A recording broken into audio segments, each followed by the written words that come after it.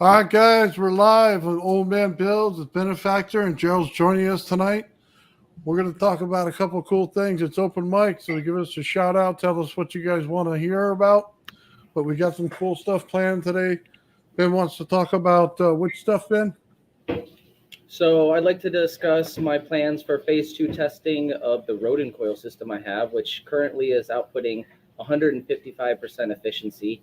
And I want to see if I can utilize that in some way or maybe increase the efficiency even by attaching a Bedini circuit. So what we're going to do is go through the items list and see what exactly we need. And it's not very complicated, but I need to dot all my I's and cross all my T's here, make sure I got everything on point for phase 2 testing, which is going to be we're going to be charging a battery with another battery, basically. And when I have, I got to find somebody who has a worn out battery that they'd like to dedicate to me, because I do not have one. But when I find one, that's when we'll begin phase 2 testing. Nice. Very nice. Hey, Gerald, you any closer to getting that coil ready, buddy? You mean for APEC? Yeah. Yep. I'm getting real close. I mean, like, I'm doing crazy stuff that I have to write down because I don't quite understand. Oh. That's where I'm at. That's always good. Yeah. I can walk around my room. I can get into it a little bit. If I ground out one side on the secondary of my bifilar coil and I pulse it at a certain frequency, when I walk around my basement, anything I touch that's metal, I get a spark. I get a shock. Ooh. So it's like the whole area, and I got like a 10 by 12 foot basement area that I'm playing in, and wow, it's crazy. So do you get any radiant energy from that? I imagine that it is all radiant, but I could be wrong on that. I'm still working out that particular piece of data, if you know what I mean. Yeah. Am I lighting any light bulbs? Yeah. Let me put it to you this way. When I ground it out, if I grab a ground line and I go to an LED and I take the LED and I go one wire to the coil, it lights the LED. And if I take if I ground one side of the LED and I grab my copper pipe with the other side of the LED, it lights up and I can run it along the pipe and I'll see sparks. Huh. Yeah, that's so it's cool. That's insane. It's like it's like it's grounding it to the metal and then it's building up a charge. So do you think you're pulling in from the metal or from the ground? That's an interesting question. I don't think it's. I think the coil is energizing the area and polarizing all the metal in the area, and the ground is giving it a path to go. I could be wrong on that, but that's kind of where my head's at this point. That sounds about right. I mean, you charge everything in the area. I saw a video where a guy used a Tesla coil to charge everything in his house, and he was getting the same thing. So you're getting like the same energy he was getting. Yeah. But I still have to use like MTech Industries. He does it wirelessly. I'm not quite there yet. I still have to touch one wire to the pipe in the area or any metal that's in the area. So it still has to have a path, but I'm not sure if that's the right route to go or if I continue on and make it all wireless. I'm still working on that. Interesting. Yeah, all wireless I think is just a higher rise time on your transistor and a higher fall time as well. So as it's a really fast switching, that allows you to have your wireless. I could be wrong. Huh. That's pretty cool, man. I like that. Sounds like my garage. You light everything up and everything's charged for a while. Yeah. I've had those days. I like that saying that you said. What was it? Fry it and find out. Yeah, fry it and find out. That's the way it works. That's right. That's what I do all the time. Unfortunately, it's not on purpose. Sometimes it should be, though. Yeah. All right, guys, I'm going to bring in the video right now. We got Master Evo, so give me 1 second and I'll bring that file in. Awesome. In 1891, Nikola Tesla gave a lecture in New York. This essential lecture holds the key to understanding many of his mysterious demonstrations of what he later called radiant energy. He explained and demonstrated in the lecture the disruptive discharge of the capacitor, which produced the current impulse. In this video, I will share quotes from the lecture and explain the principles using my VR 3D whiteboard. I will also give a demonstration with an experiment.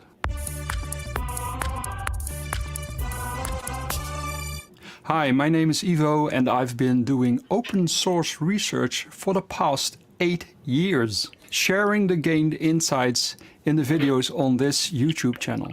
So you can all learn and benefit from them for free. My previous video experiment did not produce power. When loaded, the impedance changed and the current dropped, so no real power was available. But Nikola Tesla talks about impedance effects from his disruptive discharge, so this might hold the key to unlocking the electric power that is needed so hard on this beautiful planet. Let's continue to the lecture. Experiments with alternate currents of very high frequency and their application to methods of artificial illumination. Nikola Tesla delivered this lecture before the American Institute of Electrical Engineers at Columbia College, New York, May 20th in 1891. That's a long time ago, 133 years ago, and still we don't get it. So, let me explain a little bit more about this essential lecture about the powerful electrostatic effects which Tesla used to get his magic working. First, the introduction. Nature has stored up in the universe infinite energy. The eternal recipient and transmitter of this infinite energy is the ether. The recognition of the existence of ether and of the functions it performs is one of the most important results of modern scientific research. The assumption of a medium pervading all space and connecting all gross matter has freed the minds of thinkers of an ever-present doubt. It has been a great step towards the understanding of the forces of nature and their multifold manifestations to our senses.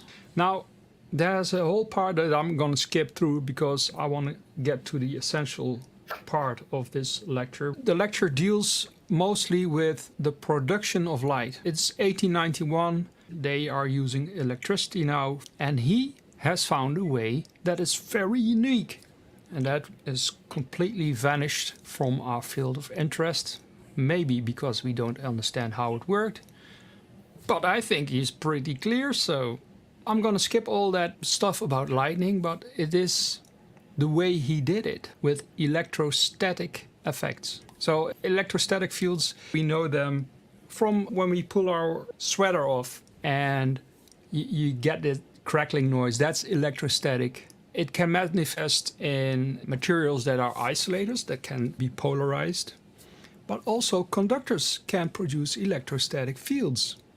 Conductors can be polarized very easily and very quickly, and that's exactly what he did. He built up an electrostatic field around a conductor by providing it gradually a very high voltage, which built up that electrostatic field. And then he suddenly discharged that electrostatic voltage through a spark gap. That's the whole principle. And he's explaining it clearly in his lecture. So let me go on. Many have been carried away by the enthusiasm and passion to discover.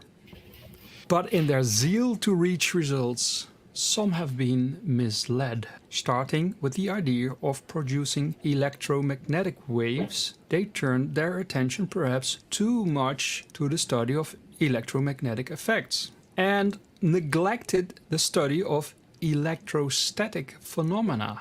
Naturally, nearly every investigator availed himself of an apparatus similar to that used in earlier experiments, but in those forms of apparatus, while the electromagnetic inductive effects are enormous, the electrostatic effects are excessively small.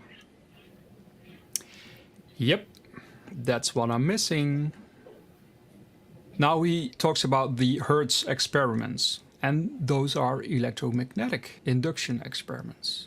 And he says the static effects may be considerable, but only qualitatively so, not quantitatively, since their rise and fall is sudden and since their frequency is small. In neither case, therefore, are powerful electrostatic effects perceivable. Basically, he talks about a voltage impulse from a coil. I worked with those for years, and I found out that that's not the way to go if you want electrostatic effects. A voltage impulse. By the way, guys, just so you know, 2.5x in series gives you electrostatic effects because it lowers the amps, it brings up the frequency, and it will charge everything around you. So you are going to get electrostatic effects. So I got a question then. Go ahead. Electrostatics, is it like voltage without current, or is it strictly charge? It's something I never really figured out. It's basically potential is what you're looking at. That's what I thought. Voltage without current, right? Yeah. Okay. I mean, Yeah. there's milliamps, yeah, but there's not, anything. There's not a big. lot of it. Oh, Yeah, okay. there's So there's really tiny amounts of current. Yeah, there's really nothing there. Okay, perfect. Thank you for answering that. So yeah, Yeah, you can create it you just have to know how.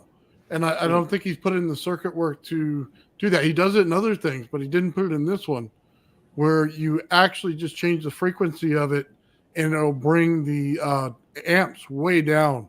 And then you'll be able to run it as electrostatic. And it puts off one heck of a charge. that's crazy. When he says he's building it up and then discharging it real fast, it just reminds me of what the Bedini circuit does too. Yeah. It's a little bit different. He'll talk about that here in a little bit, but on the coil aspect, it's this is a bit different. A bit different, but it's probably a similar mechanism though of action. No. No. So it's a completely different mechanism. Later in this video, he'll talk about. We're just talking about the static effect right now with the coils. So that's separate from what the next part he's going to talk about, which does get into that. Okay, I don't want to spoil it. From a coil, an inductive spike, or often called back EMF, goes up and down in voltage. And I explained that in another video, that the displacement of energy then goes back and forward. And he says it won't work that way. Let's continue.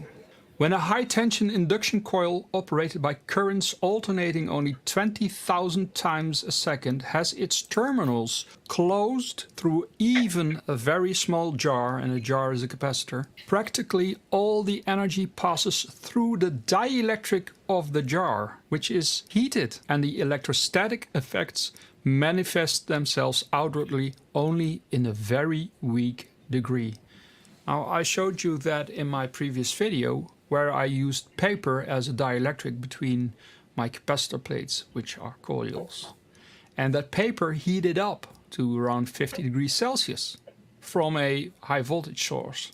So yeah, there goes my electrostatic effect. And so I already came to the conclusion that that paper isn't gonna work. I'm losing my energy there. Okay, check it out. He didn't pull enough amps out of it. So when he says paper, he's supposed to get a charge. He's getting a magnetic field out of it, which will fry the paper. So when you put two electrodes far enough apart, then you're going to get a charge from it. He's putting it right there, probably too close to the paper, and he's also not taking out enough amps, so he sets it on fire. Trust me, I've done that before. Oh, so it's too intense. Yeah, it's just the wrong energy. He's not getting Oh, okay. electrostatic. Yeah, he's not getting Right. electrostatic. He didn't pull out enough amps. Yeah, he's got to burn off some of those amps or reduce them. Yeah, I know he's got to I reduce know, them. That circuit we were talking about, Gerald, where we can change the beat rate or the I'm sorry, I'm drawing a blank here. We change the frequency, we change the duty cycle, and we use a trigger to do it. That circuit we were talking about, that right there would remove the amps from his system. Yeah, that's the circuit that I want. Yeah, but that's the one he has to use here in order to get his static effect, and he won't burn any more paper. As a matter of fact, check it out. When I do my experiment, I am getting 5 to 8 times the amount of force than it weighs. So if you can weigh it and it says like 2 ounces, right? Yeah. Now multiply that by 8, and that's the force that's being pushed down. Nice. Would you say that the system is converting the actual energy into potential when you're decreasing the amps, and then at the other end of the circuit, when you're harnessing the power, it's doing the opposite? Yeah. That depends on the circuit. Yeah. Go ahead, Nathan. I'm sorry. Oh, it's okay. It's just that it's charged and it's potential until you introduce heat, then it flips to magnetic. Oh, I just had an aha moment. Go ahead. Okay, because I know you've said that before, but I couldn't quite see it in my mind, and I think I just got it. That heat situation is very important at a specific time.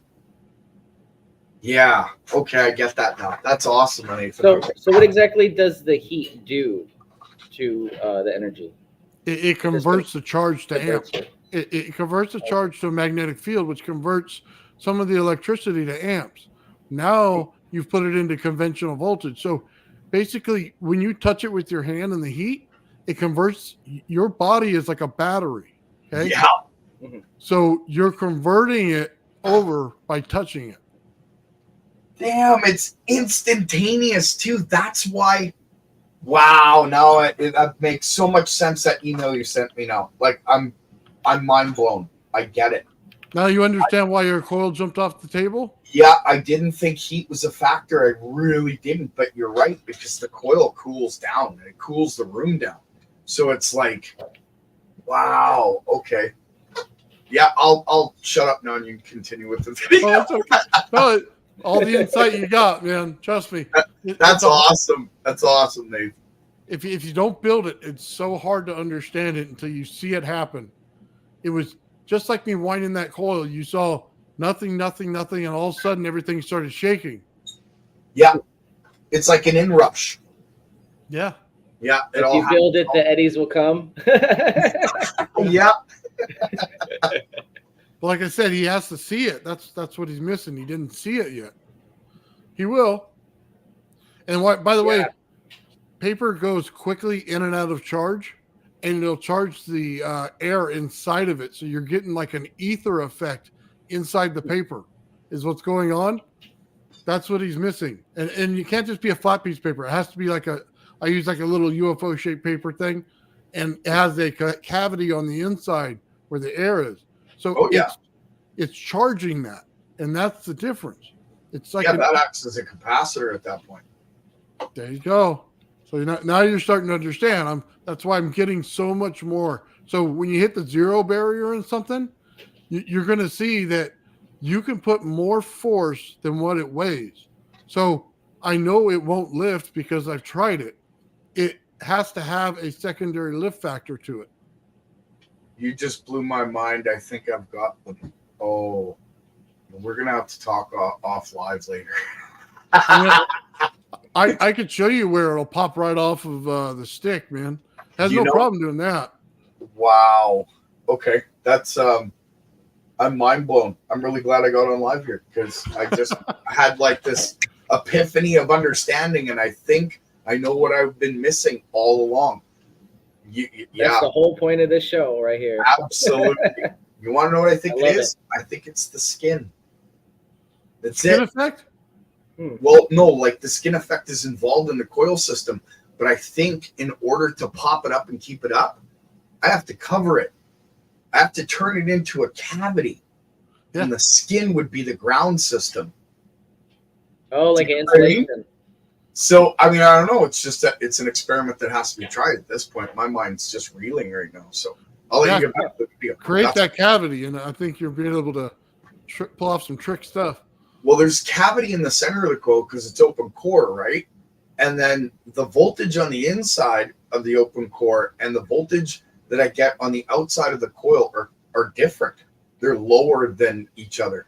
And when you take a laser thermometer and you check the temperature from the center of the open core and the outside of the coil, they're different temperatures. Yeah, you should be colder inside, right? Yeah. Well, that's just the point. They're different temperatures. And because it's colder inside than outside, it almost seems like it's feeding. I always thought it was just an added little thing that feeds the whole system, like the skin effect and then dichotron instability. It's all these different little things, right? No, He explains it later on when he starts talking about the vortex and the donut. Okay, I'll stay out of it. I'll stop talking. No, it's close to the end of the video, but just watch for that because that's really what you're doing here. Okay, perfect. I'll stop talking. That's not the way to go. Better is using air. Best, and he talks about it later, is a vacuum. Now, let me remind you that a vacuum is full of ether. And ether is just another word for energy. So the vacuum is not empty, it is full of energy.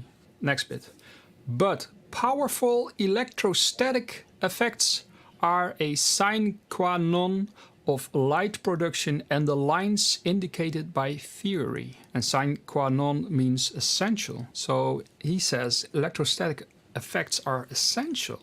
Electromagnetic effects are primarily unavailable for the reason that to produce the required effects we would have to pass current impulses through a conductor. So he talks about using current impulses. Well, I made a video about that. A current impulse is a singular change, a unipolar change in voltage. And when does that happen? It is with the discharge of a capacitor. So current impulses, capacitor discharge, we need a static field, electrostatic field. That means we need a high voltage capacitor. Long transverse waves cannot apparently produce such effects, since excessively small electromagnetic disturbances may pass readily through miles of air. Such dark waves, unless, and that's electromagnetic waves, unless they are of the length of true light waves, cannot, it would seem, excite luminous radiation in a Geissler tube. And the luminous effects which are producible by induction in a tube devoid of electrodes, I am inclined to consider as being of an electrostatic nature. To produce such luminous effects, straight electrostatic thrusts are required. These, whatever be their frequency, may disturb the molecular charges and produce light. Since current impulses of the required frequency cannot pass through a conductor of measurable dimensions, we must work with a gas. And then the production of powerful electrostatic effects becomes an imperative necessity. It's so interesting to me because he says straight electrostatic thrusts are required. An electrostatic thrust. He's talking about electrostatic thrust. Okay. Thrust does remind me of my own experiments with electrostatic thrusts. The field propulsion video shows this effect. And that video also demonstrates that same current impulse, a slow charge of the voltage and a very abrupt sudden discharge of the voltage. And I demonstrated in that video that if a capacitor is used, then that capacitor is set in motion by that powerful discharge, which produces that longitudinal thrust. I'll include the link in the description below to that video. Okay, we go on. Now it comes. Electrostatic effects being dependent upon the potential and frequency to produce the most powerful action, it is desirable to increase both as far as practicable. It may be possible to obtain quite fair results by keeping either of these factors small, provided the other is sufficiently great, but we are limited in both directions. So voltage and frequency. It might be thought at first that if the bulb containing the filament or button of refractory material be perfectly well exhausted, that is, as far as it can be done by the use of the best apparatus, the heating would be much less intense, and that in a perfect vacuum it could not occur at all. This is not confirmed by my experience, quite the contrary. The better the vacuum, the more easily the bodies are brought to incandescence. And this result is interesting for many reasons. First, he goes on explaining how it all works, that he uses electrostatic fields and uses these alternating electrostatic fields to speed up the air molecules that bump into the filament and produce the light. And then he goes on like, yeah, well, actually, in a vacuum, no air molecules, it is more easily. Okay, guys, check it out. Have you ever seen high voltage in a vacuum? Yes. Okay, high voltage in a vacuum produces light. Yeah, right, like the plasma well, balls. Isn't that a vacuum tube? It's just take a regular vacuum, okay, and then you're putting high voltage in there, and say you're making just like a star shape, right? Or any metal shape. Then you hit it with the high voltage on there, and it'll start to illuminate color. yeah, it acts like a cloud.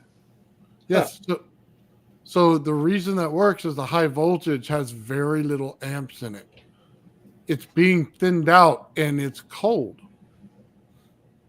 Absolutely. So now you Is see that in where any way?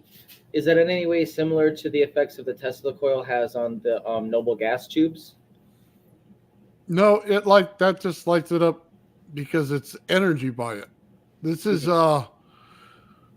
more like it's static energy inside of a pressurized system. And because of that, it'll illuminate and glow around things. So it doesn't Oh, just glow on them, it glows around them. So, like you said, it's moving the molecules and creating the, like as Tesla said, sound waves in the ether to produce the light.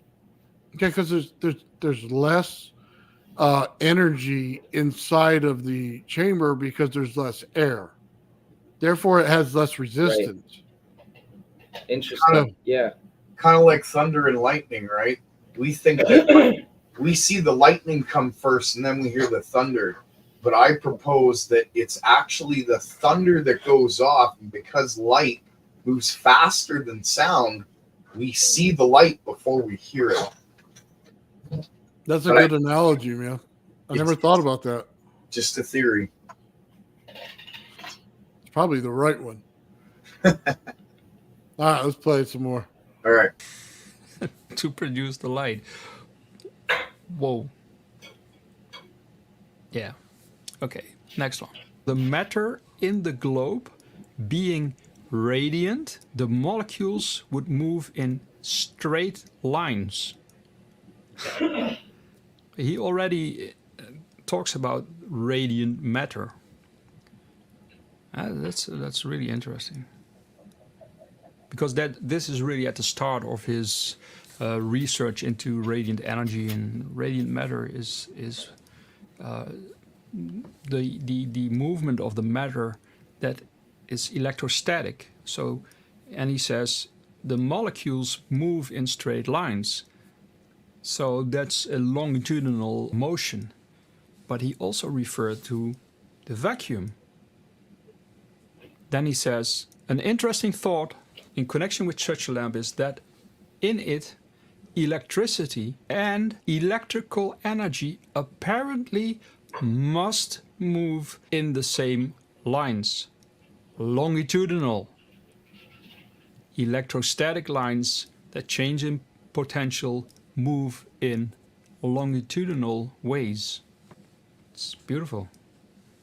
Now he starts talking about the disruptive discharge. Such lamps have been operated by me with current impulses of the enormous frequencies obtainable by the disruptive discharge of condensers.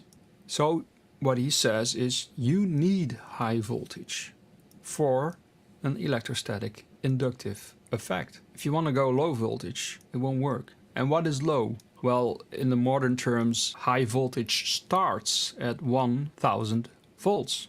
And in my experience, it starts working around 4000 volts that you will see some effect of it. But actually 20,000 volts, yeah, you're getting electrostatic effects. You will notice them. Another few pages further on. If a tube be lighted at some distance from the coil and a plate of hard rubber or other insulating substance be interposed, the tube may be made to go out. So he has a coil with electrostatic effects.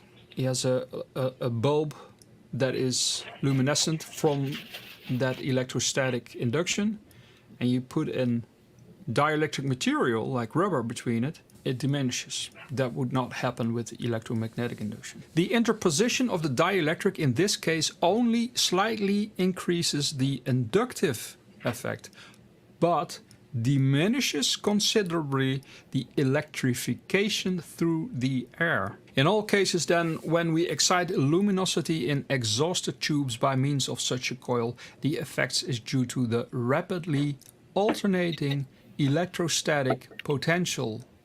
And furthermore, it must be attributed to the harmonic alternation produced directly by the machine and not to any superimposed vibration which might be thought to exist. Such superimposed vibrations are impossible when we work with an alternate current machine. Now, what are superimposed vibrations?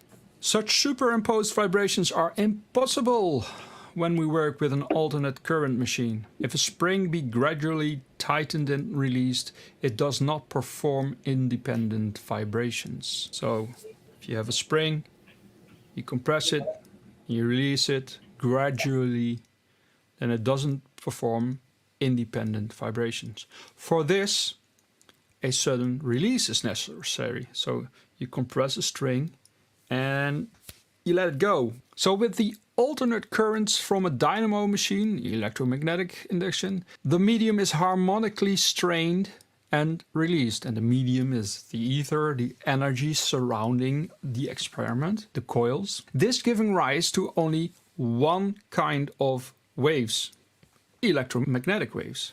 A sudden contact or break or a sudden given way of the dielectric, as in the disruptive discharge of a Leyden jar, are essential for the production of superimposed waves. How clear can he be? Why didn't nobody get this? Or why didn't I why didn't I get it? Okay, guys, check it out. So I just wanted to tell you guys, this is what's going on with my gravity flyer right now. So my Tesla coil is putting off this charge wave, right? Also, my center plate is putting off the exact same wave. It goes really small and then it builds up really big. And then it discharges into the ether that's created inside the bubble of the gravity flyer. Yeah, that sounds about right, actually. Wow. Yeah. So it's showing up, by the way, on my oscilloscope exactly that way. And then when you hit the button on the ultrasound machine to hit the piezo, it creates a longitudinal wave that amplifies both of them right before it discharges. Yep. That's I've been trying to figure out how to come up with an experiment to actually show that. Like, because what I get out of the coil is I know I get longitudinal waves because I have north and south in the center of the open core, and I have north and south on the outsides, but it stops right at the middle of the coil on the outside of the coil. I'm not sure if I'm explaining that correctly. And if I flip a switch, I can flip the poles. And if I take, say, an iron pole and I stick it just on the north side, that whole pole is just north. Or if I stick it on the south side, the whole pole is south. And then I hit the switch and I can flip them. But other than that, they'll stay south or stay like north.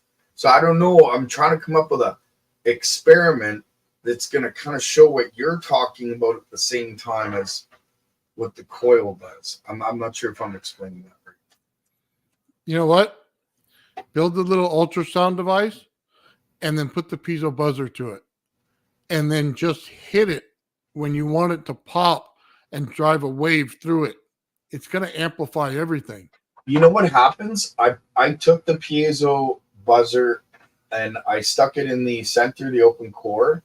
And when I turn it on, what happens is I get the Doppler effect. I hear that. And it sounds so cool. But at the same time, I'm not hopping anything up at that point. So I don't know if I have to keep flipping it or hitting it. You know what I mean? Yeah. So you have an oscilloscope? I do, but it's really tiny. It's one of those cheap $90 ones. It won't matter. Look for the signal, right? Okay. When you see your signal and your coil get to the highest, pop that piezo buzzer. Oh, yeah. Okay. I see what you mean. So yeah, you want to put the biggest pulse. It's like the pyramid. You want to put the biggest pulse when you have the most amount of energy in it. Okay. Well, I can control that impulse that you're talking about on my secondary, depending on how I wire it. Okay. So, like, when I do experiments that are high energy, I'll run my primary, like I'll pulse my primary, and my secondary, I'll just have a small capacitor bank and a diode on it. And it seems to fill the room with like a pressure. Okay. Your ears almost get to the point of popping. You're swallowing, you're trying to pop. It's like walking up a mountain. And then on my secondary, I'll change that circuit and I'll put a Tesla hairpin circuit on it. And from the Tesla hairpin, I can go to a microwave transformer. And from that, I can light an 800 or 900 watt electric element. So I don't know if it's the static that's coming in or if I'm running off that back impulse. Do you get a loss of breath? Yeah, almost like as if the pressure changes in the room. Yeah, and I've got witnesses. What's that?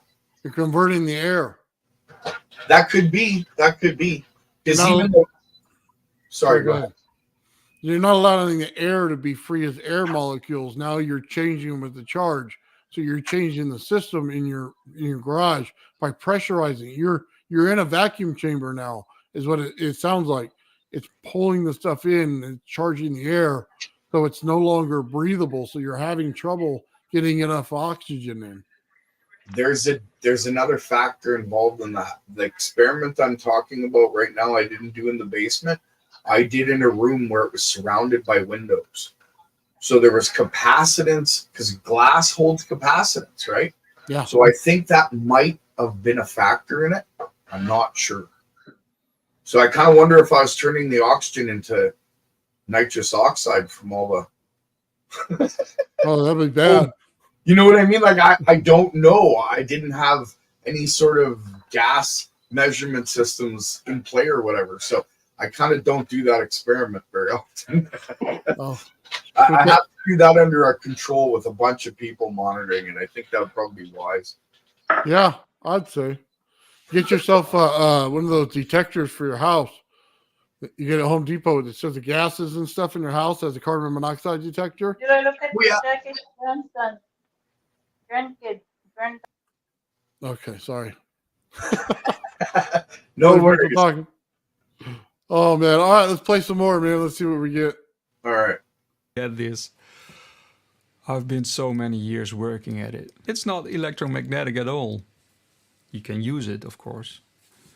And probably it is needed for the production of electric power. That's what I'm talking about. But that's what I'm after. To be clear, that's the goal of all my experiments, to find out how to do that and share it with you, so we can all benefit and go to the next level of our world. It's about time, isn't it? 133 years later. Okay, let's continue. By using a powerful, rapidly alternating electrostatic field. So that is not a normal form of resonance. Next page. In such an electrostatic field, interesting phenomena may be observed, especially if the alternations are kept low and the potentials excessively high. In addition to the luminous phenomena mentioned, one may observe that any insulated conductor gives sparks when the hand or another object is approached to it, and the sparks may often be powerful. That's pretty fun to watch, I think. Okay, guys, hold on. I'm going to show you another video here. Okay. I'd say that it's pretty accurate because those sparks, they bite. Okay, let's see.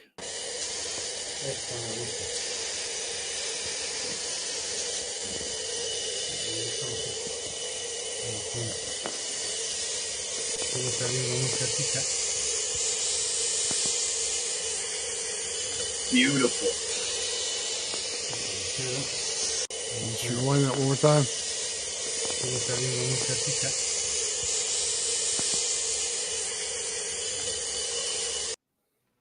That's the type of electricity that Tesla was using for healing experiments.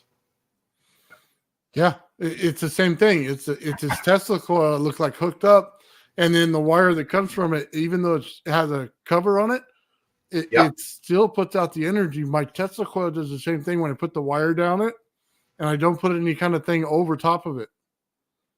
Okay, so you're putting that wire right down the center of the open core of your Tesla coil, correct? Yes.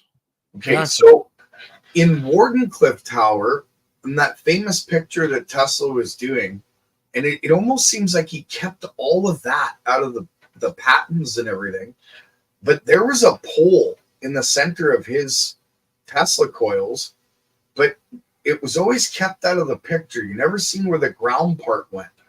Then in his notes that I managed to get a little piece of, there was a picture that showed the bottom part, because that was actually he did that with imposing the lightning onto his picture. But underneath where that pole came down and touched the floor, he had a great big huge maybe 1 gauge cable that came off of that went off into the background where you didn't see. I think he was using that as a ground. He was collecting energy. Yeah. Yeah, Exactly. that could be. It's a completely different type of energy than hooking it straight up to your Tesla coil. Absolutely. Yeah, it changes things. It's You just guys- like, sorry, go ahead. No, you're good. It's like when we were talking earlier, and I was talking about the temperature difference between my open core and the outside. Well, if I don't pull power out of the open core heats up. Not the outside, but the center, it heats up. But if I put coils in there and I pull that energy out, then that open core cools down cooler than the outside of the coil. That's what we're talking about when it becomes cold. And when I pull that energy out of the center of the core, it doesn't affect my input current at all. So I think you're onto something big when it comes to temperature. I never even considered it. Yeah, well, you're pulling a vortex in the center. So you're like a mini tornado, and it's colder in the center. See, and I know there's a vortex That's a great analogy too. Yeah, exactly. I can see it with magnet turning, a big deal. I never thought of the temperature differential. That's like mind blowing because it's significant to the whole It system. is. It really is. Same thing with the Tesla coil. Because the Tesla coil, you're literally creating a magnetic confinement of all that static electricity in the center of that coil. Yeah.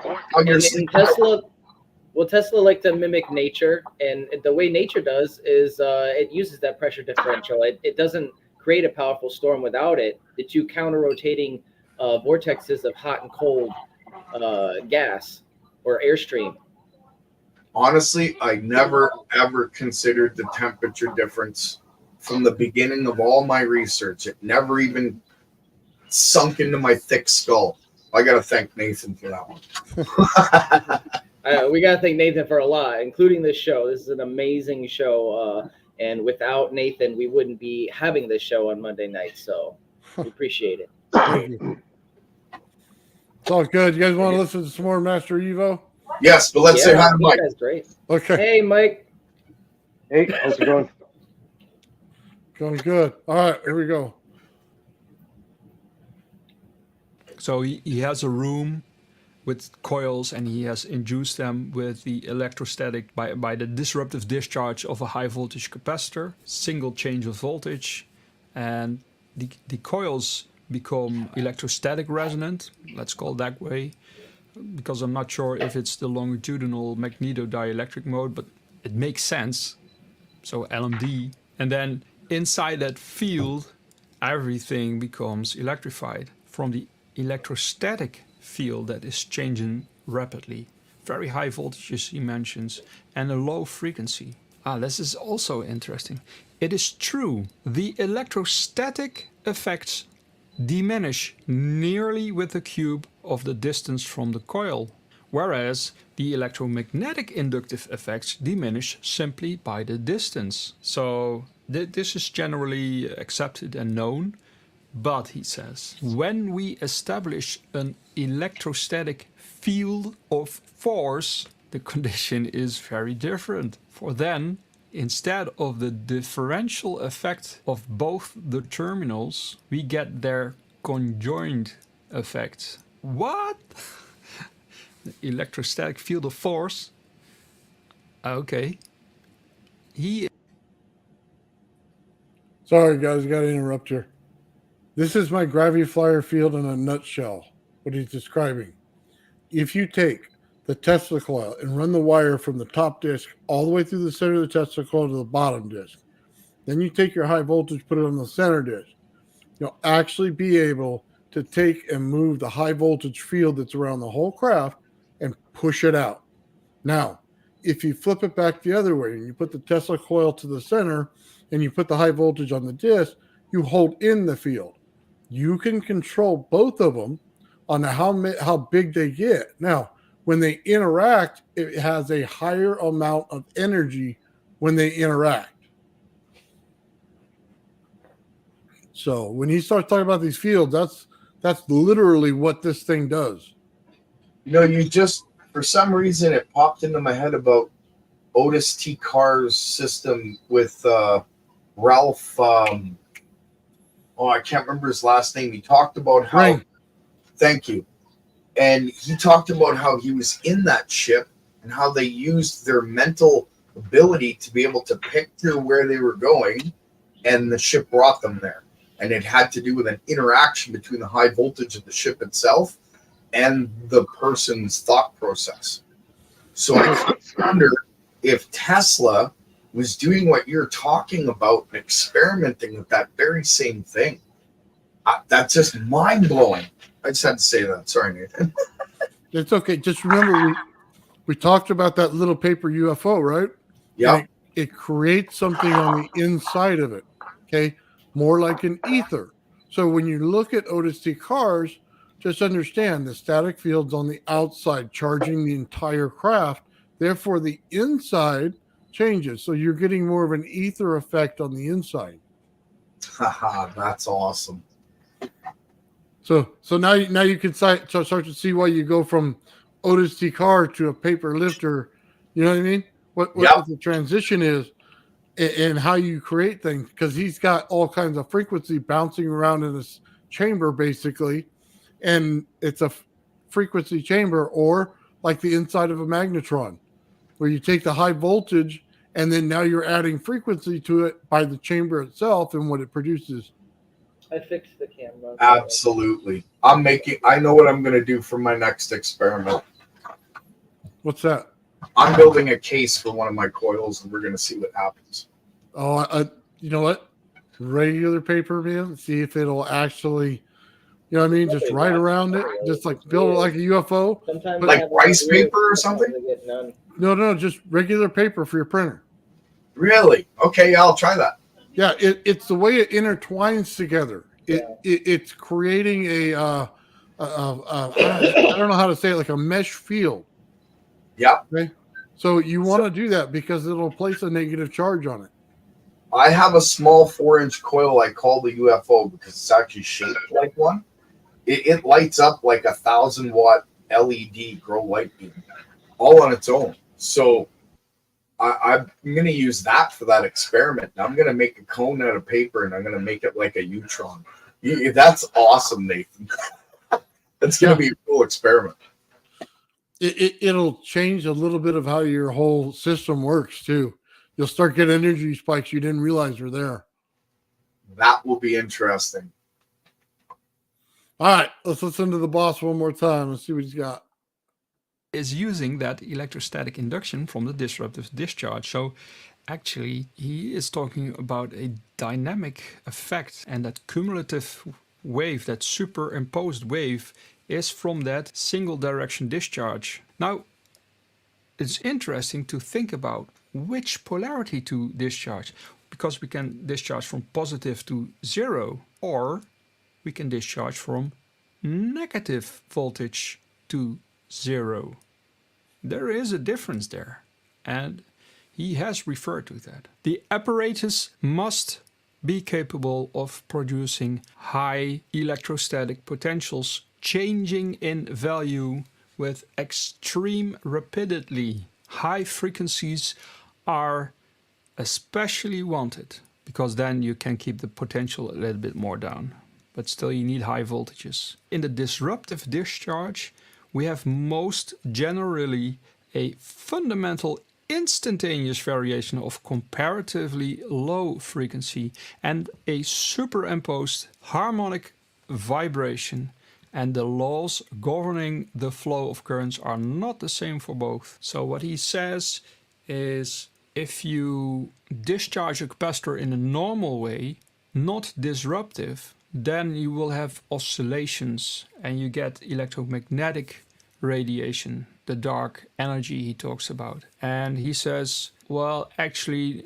that's not gonna work, because you need a disruptive discharge. You need a discharge that is unipolar. So slow charge up and then a fast discharge, but no oscillations.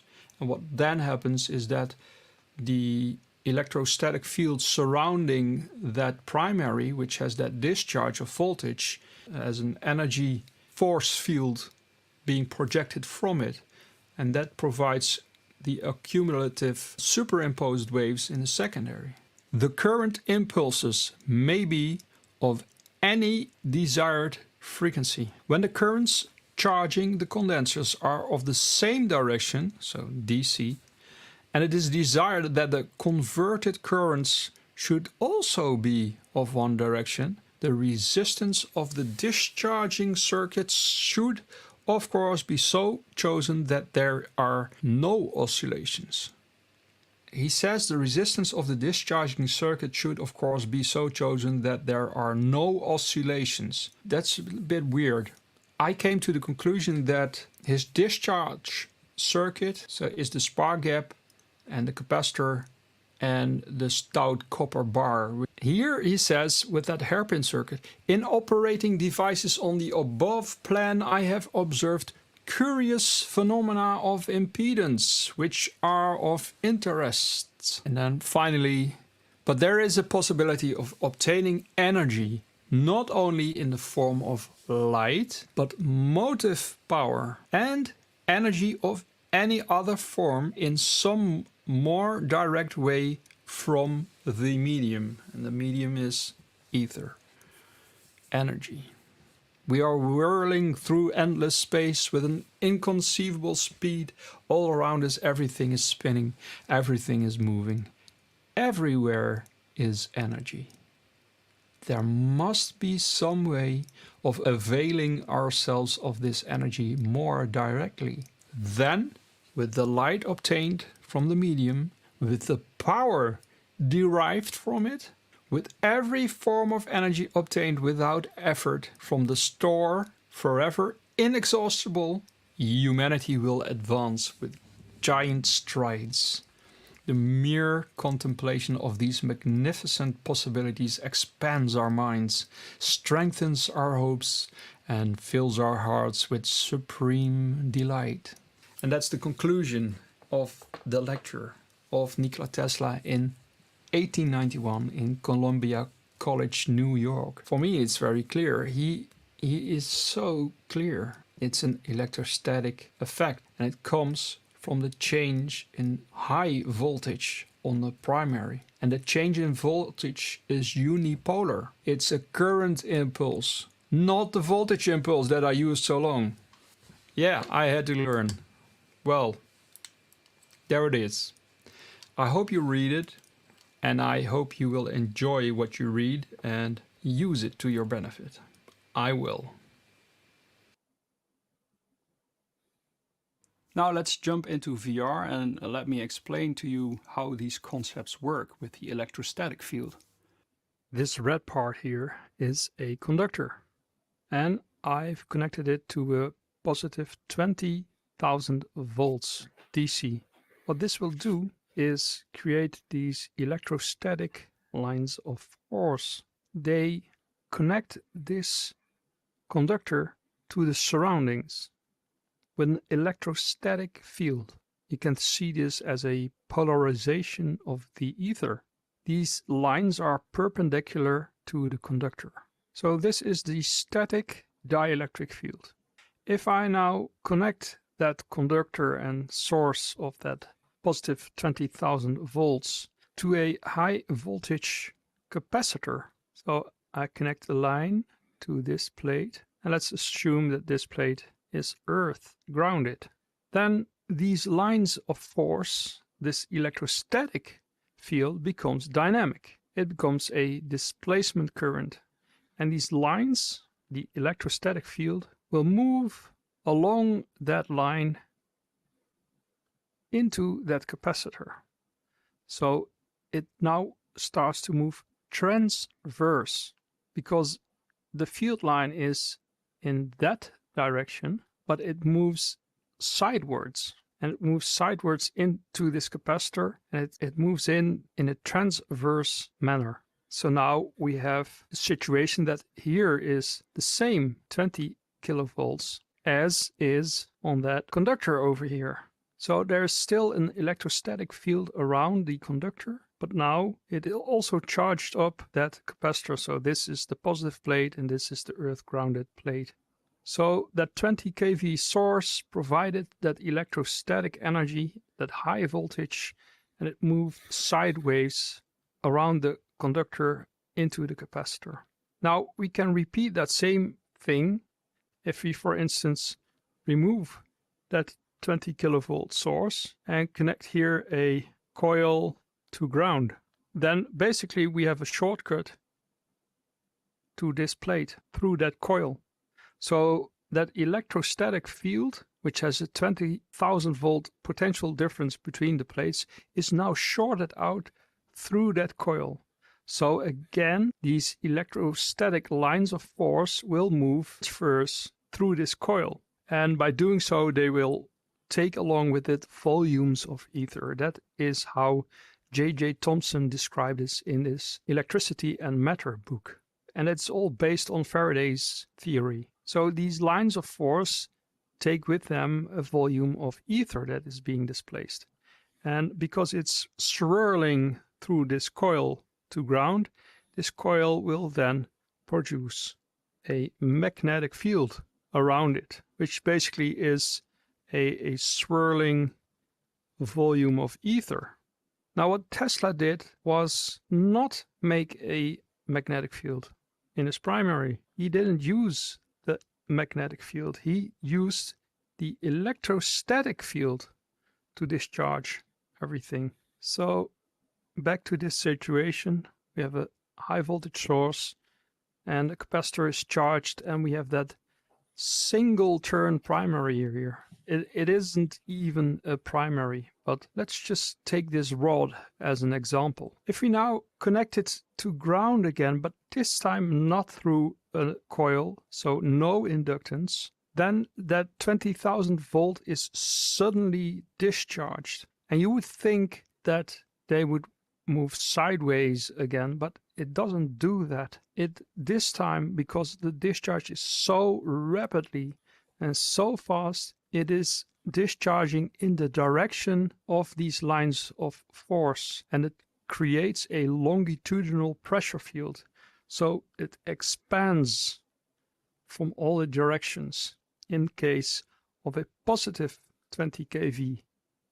If this was a negative 20 kV, then the discharge would go in the other direction. Then the longitudinal field would be an implosion field into the conductor. So then the field around it collapses inward, and that is if this is negative. So you have a volume of ether that is polarized, that is connected to that conductor, and if it is discharged through a non-inductive path, so not a coil, then you get a sudden change in the electrostatic field that moves along the direction of those field lines, of those electrostatic lines of force, inwards or outwards depending on the polarity.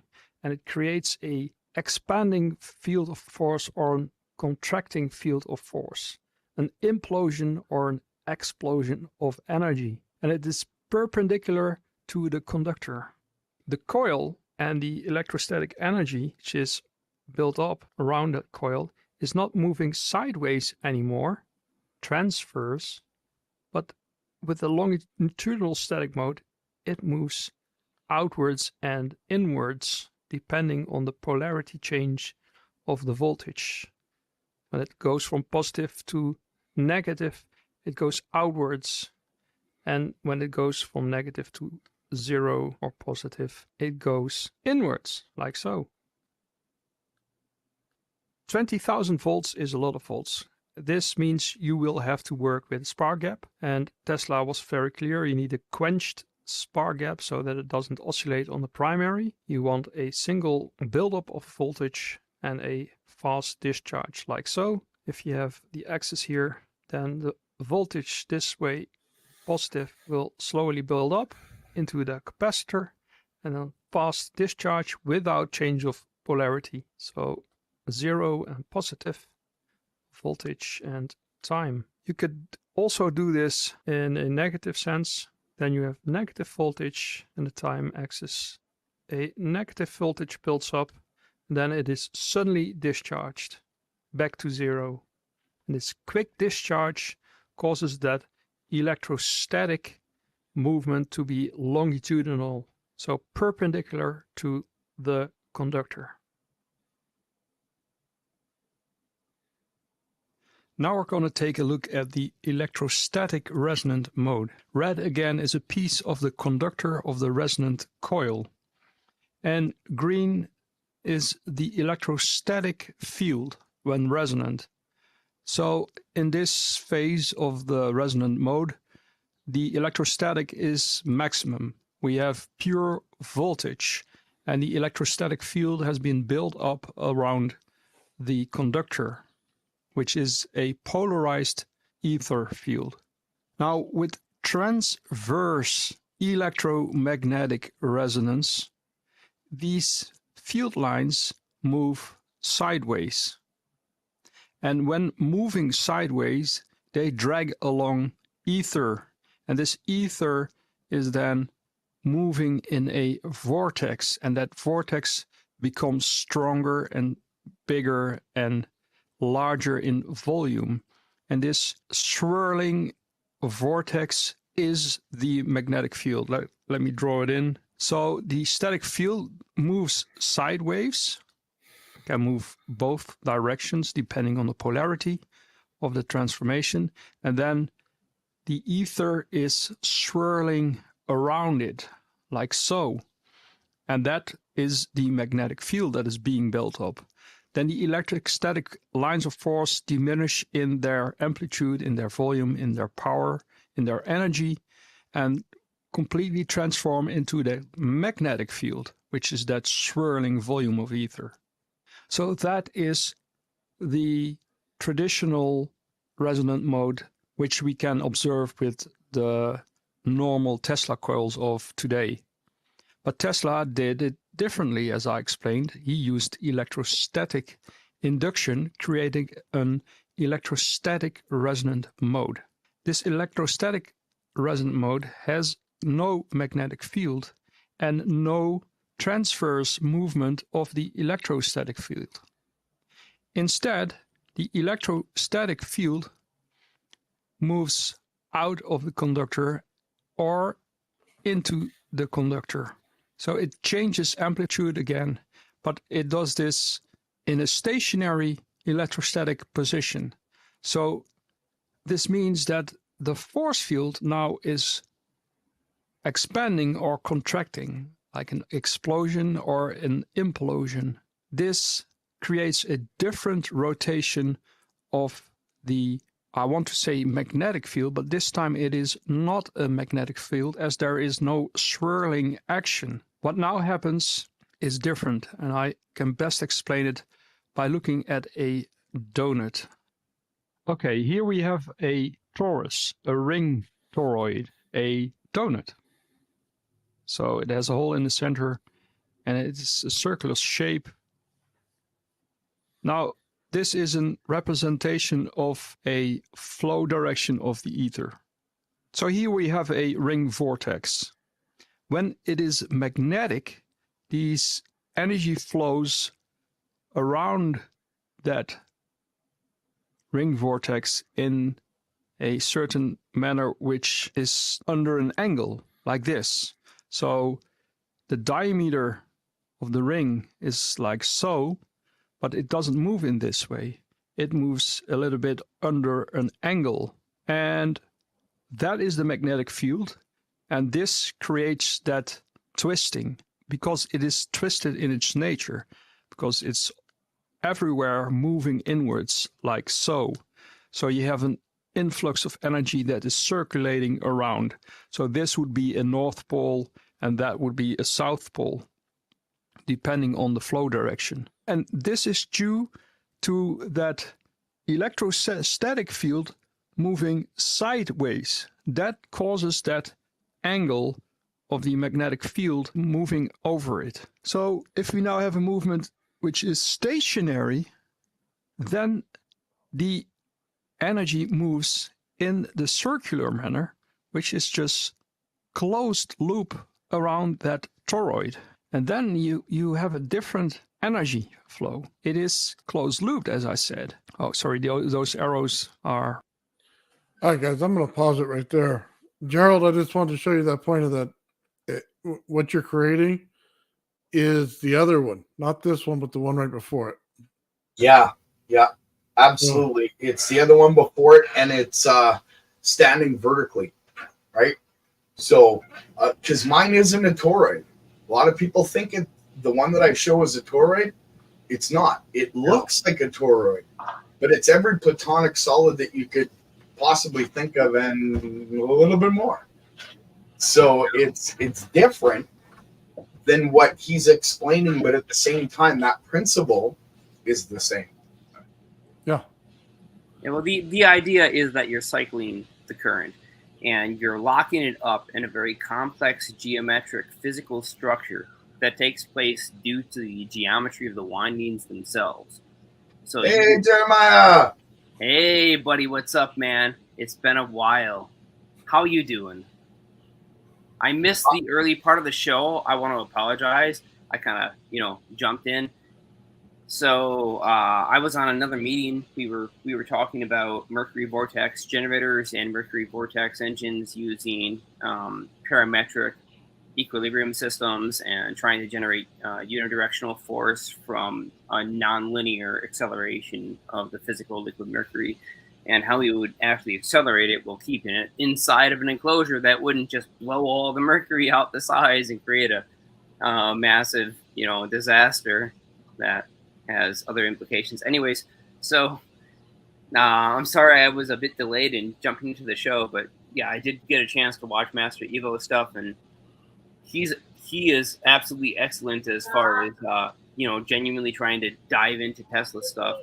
He's got a couple of ideas that really stand true to what Tesla was doing, and he's also got some ideas that diverge too far, and they're not actually taking into account some of the effects of Tesla's more, I would say more recent or very last ideas about the electrodynamic forces that take place in what is now just sort of recently coined Tesla's dynamic theory of gravity.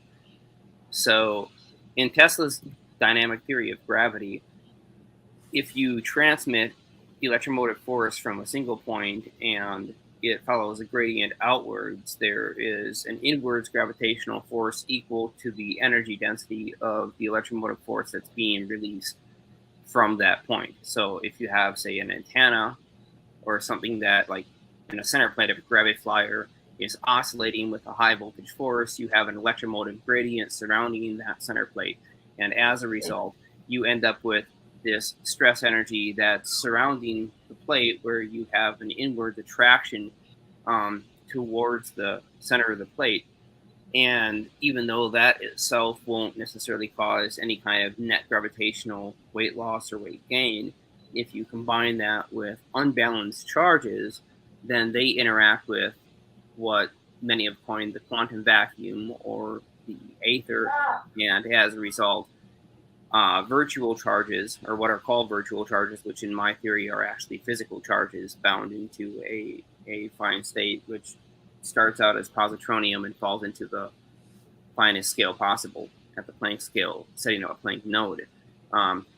You end up with the ability to tilt and twist each of these little node points within a lattice structure of the vacuum background. So what I'm proposing is that the vacuum itself, it has a physical structure, and we can change the orientation of each node point in that structure and use it to modify the vacuum refractive index.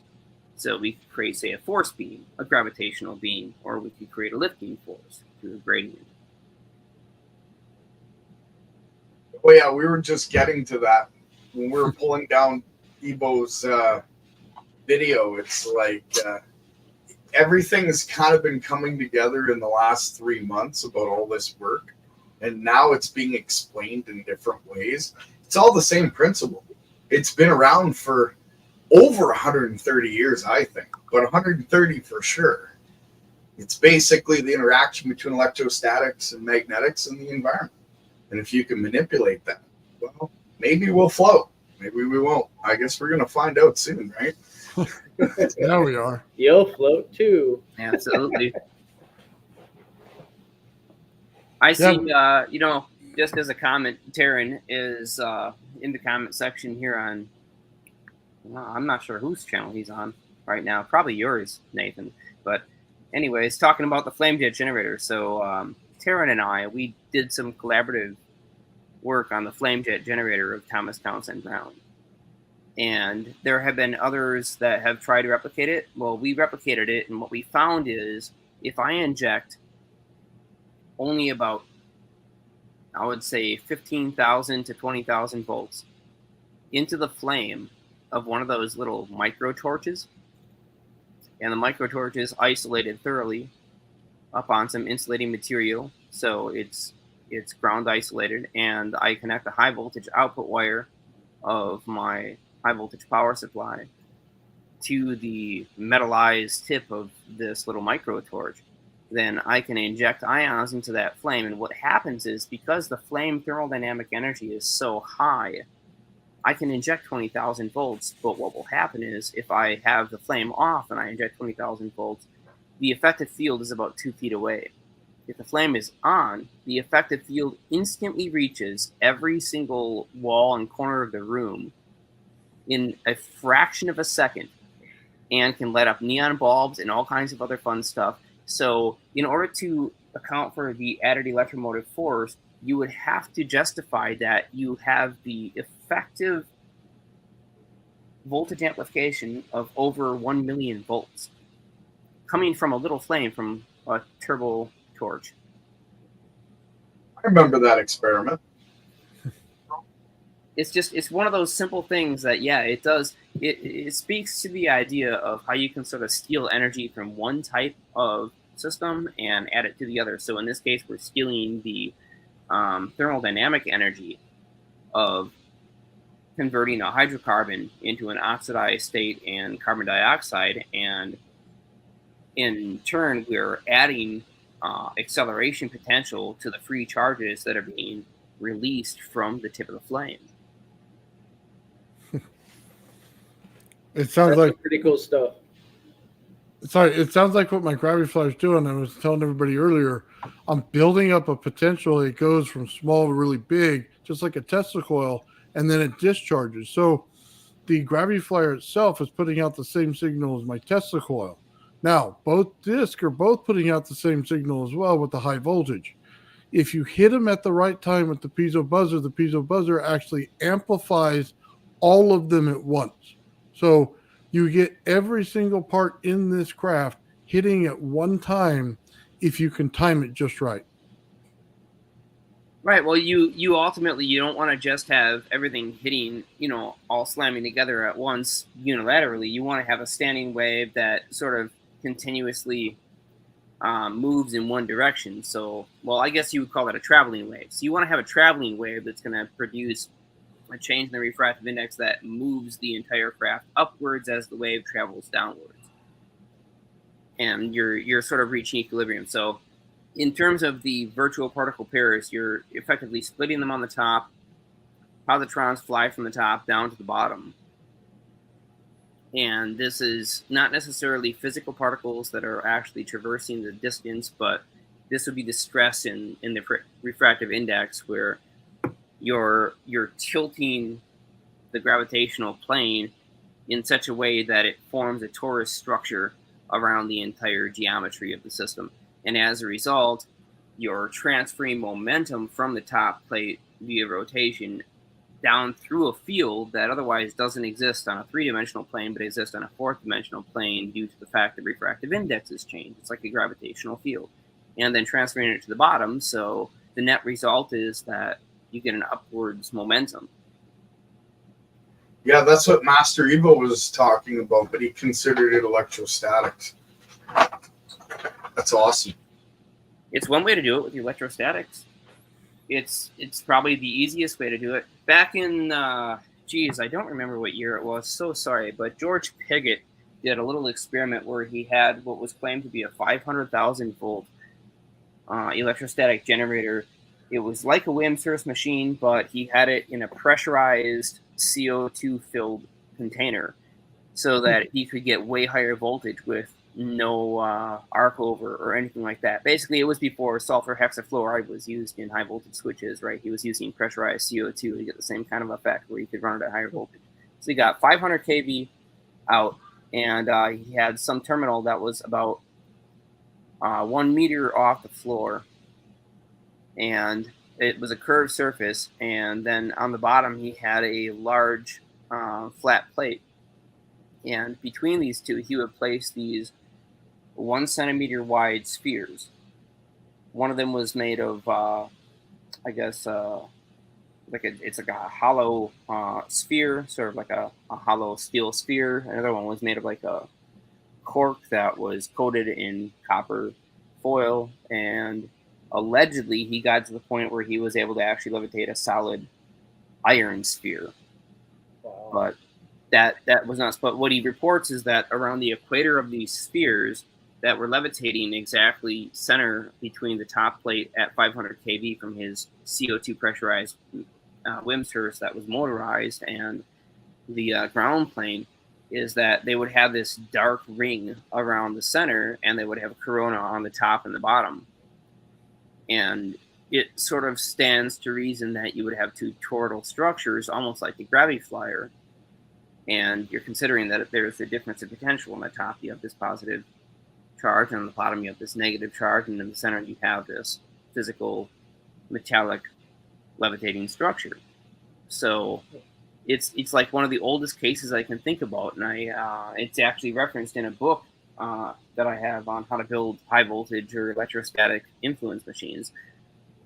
So it's pretty cool stuff. And my main point to bring this story up is it's been done for a long time.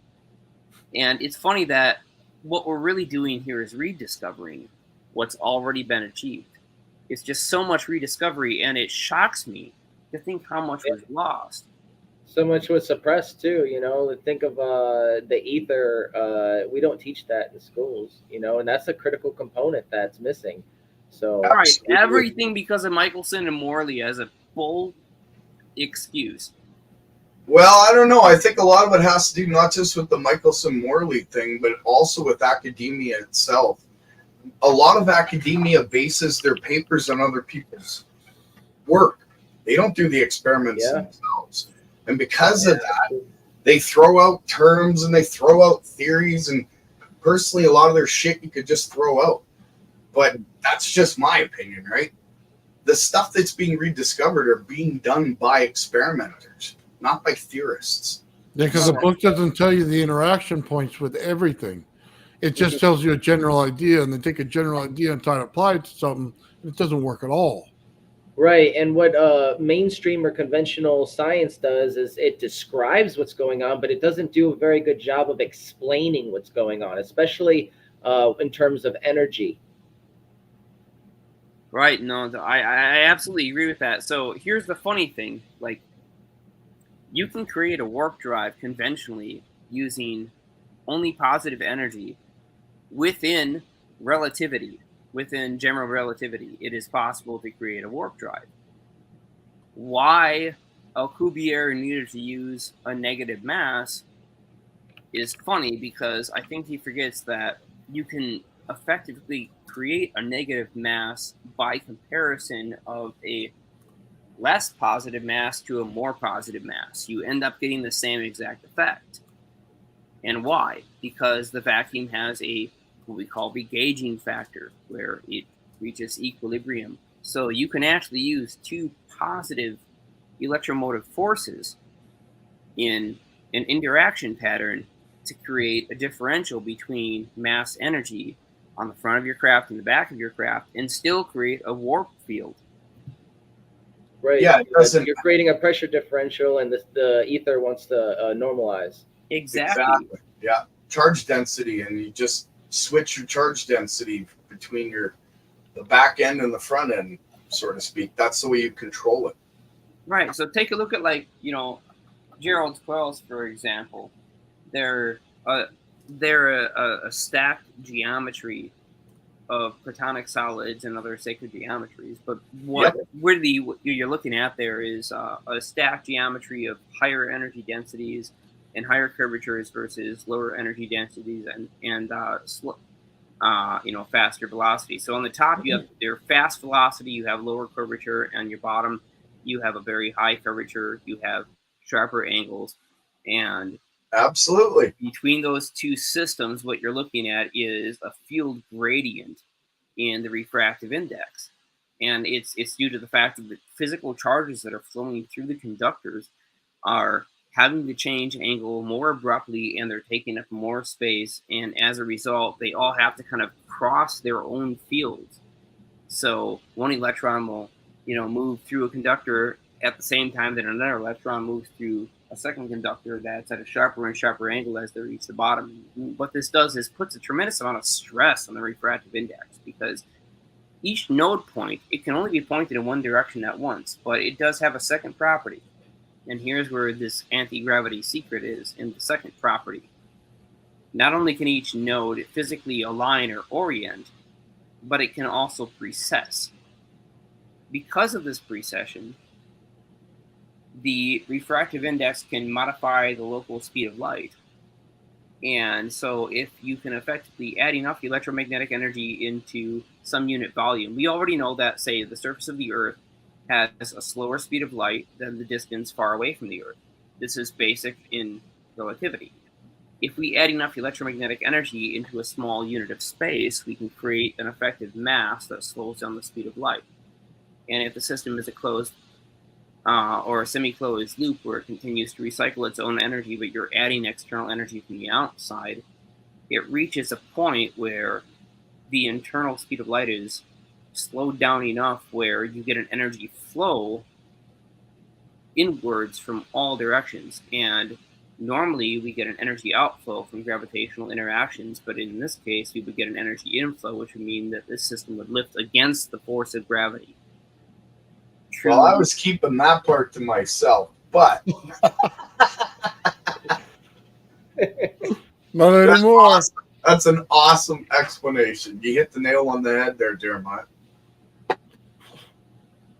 Somebody's got to say it.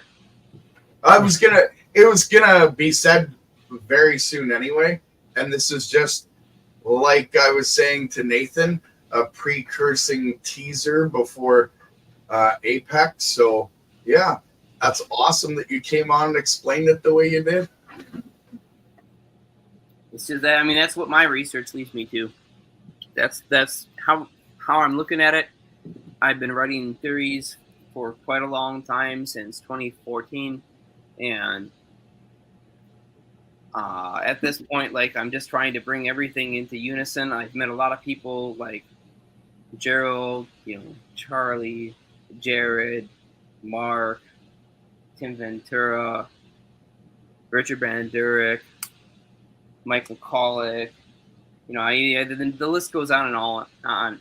We've got some excellent people in this community, and they're all working towards trying to achieve reactionless propulsion that doesn't operate on this whole rocket idea. So Right, implosive technology rather than explosive. Right, exactly, and that's where you get your inverted thermal equilibrium. That's where basically Lord Kelvin would be rolling over in his grave because he said you can never convert thermodynamic energy into any other useful form of energy. It's just forever lost. And it's like, literally look at these systems. They are doing precisely that. So please go kiss off. Lord Kelvin was a brilliant man. He was wrong on this particular point. So you can convert thermodynamic energy, and well, I look at it like this. I've used a whole bunch of different instabilities in my system in order to create what's been created. And I believe that anti-gravity is like a set of stairs between here and the upper atmosphere. And all you got to do is dial it in. It may have something to do with voltage. It may have something to do with electrostatics. Maybe it's all of the above. Either way, right. When you dial it in, it should literally be like stairs. When you want to go 10,000 feet, dial it in, hit a button, you're at 10,000 feet. And it's almost creating a negative backdraft. Right. Well, it's a different kind of potential. Okay, so normally we think of voltage as just simply you can put a multimeter probe on ground and put the other probe on whatever source you're trying to measure, and you get this voltage, right? This is a bit different. This is it's more like charge. This is relativistic voltage, and it happens to be in a vector that doesn't produce a classic magnetic field. The magnetic field is actually wrapped up in a loop in this case, so if you try to measure it, you won't be able to. It's completely contained in the loop. But the electric field that the magnetic field generates orthogonally is a real potential that only exists in the physical space, and it's not actually a potential in that physical space based on its geometry that are linked to charges. It is a virtual polarization of the vacuum. So a toroidal wound coil, for example, just like a toroidal transformer, it'll generate, if you put a DC potential into it that's changing over time, a positive on one side and a negative on the other, as far as the actual DC voltage. You can collect this with plates and look at it on an oscilloscope. I've already done experiments and demonstrated this live on multiple occasions. So yeah, you can actually charge a capacitor if you place it in the center of this basic toroidal wound core. Super simple. But the whole idea is it's a virtual charge. It doesn't exist physically because it's bound to the actual charges. They're stuck inside the wire. But their electrical potential that's moving through the physical space has an interaction with the vacuum, and as a result, we get this virtual charge. So the point is that we can react against this virtual charge, and it doesn't have a consequent counter-reaction force on the physical electrons that are moving through the wire, creating this potential. So would virtual That's a very charge good be way to put it. considered back EMF? You're effectively using the back EMF as a traveling wave in the space between the source of the back EMF, which is your toroidal core, and then your electrostatic plates, which are also oscillating in phase with the toroidal peak current. So it's more like the ether. Right, exactly. You're using the ether. You're pushing against it.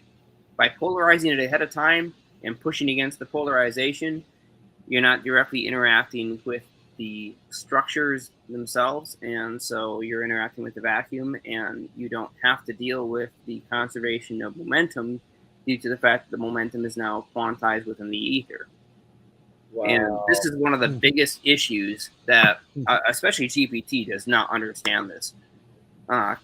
The conservation of momentum can be maintained through a very complex set of physics down on the extremely fine scale. But these are not currently part of the paradigm, and even GR can't account for the conservation.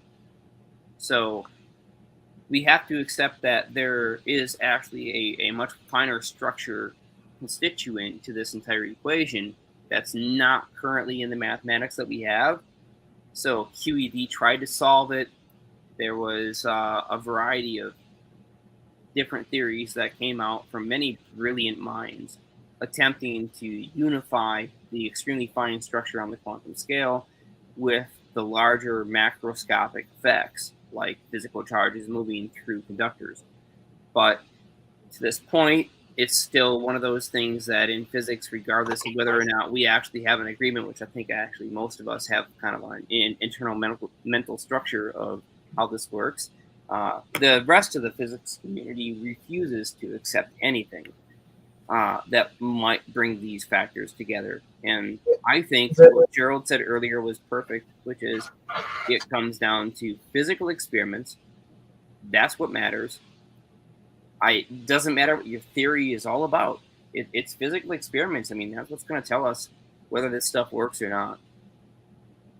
Well, they're calculating the wrong energy too. They're basing it on conventional energy sources, not unconventional like electrostatics or peak energy voltage or anything like that. They're just doing basic volts and amps. They have no idea frequency changes both of them, but you know what I mean. They just add numbers in there.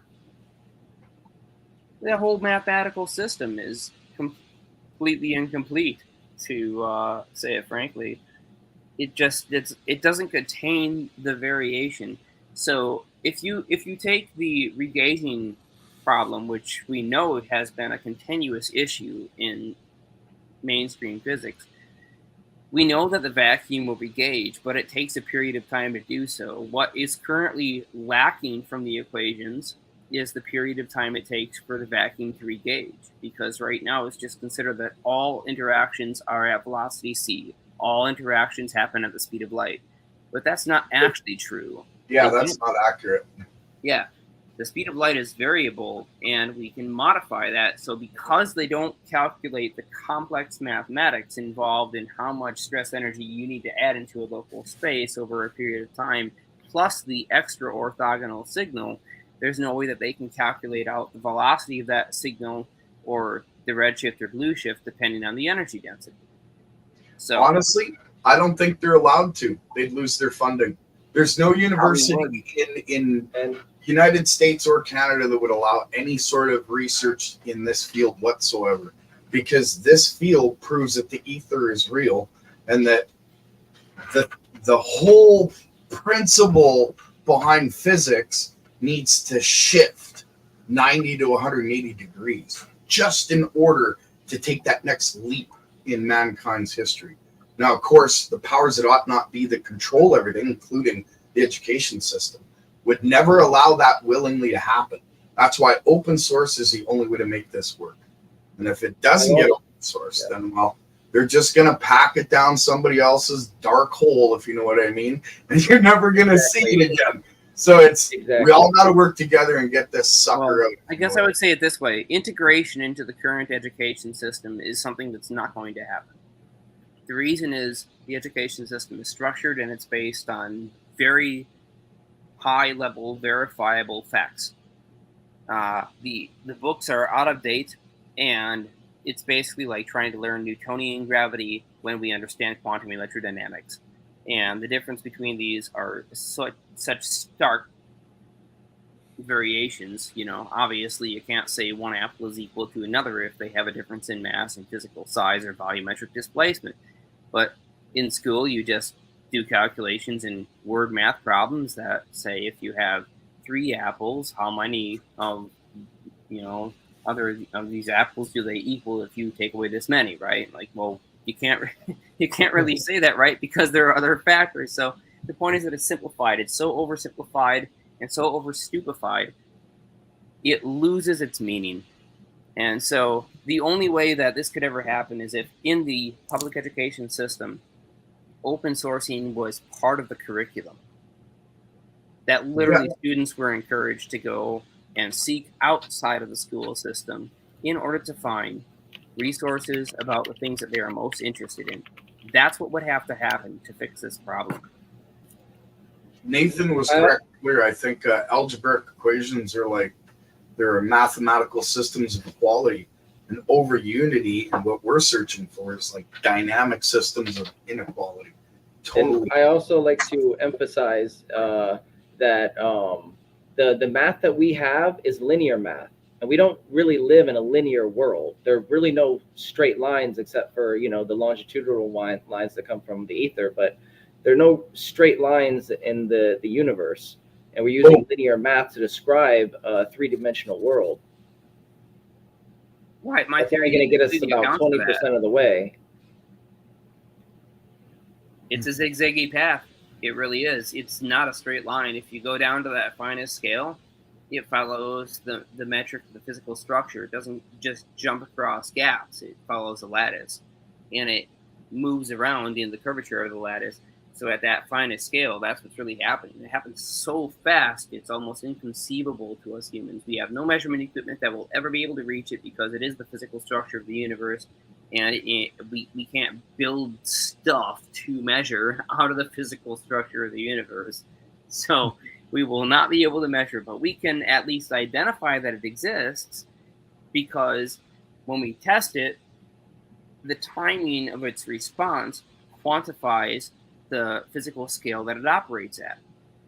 And so we can tell that it's not a straight line, but it is a straight line on the macroscopic scale. I mean, that's, people kind of get the wrong idea. I think they think macroscopically. What they really need to understand is that what looks like a straight line is actually a bunch of little zigzags that are traveling in what macroscopically is a straight line.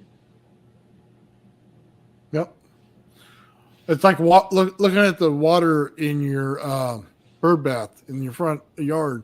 You think it's perfectly flat, but it's absolutely not. Right, exactly. The more you zoom in, the more you notice the subtle differences. It's like squaring the circle.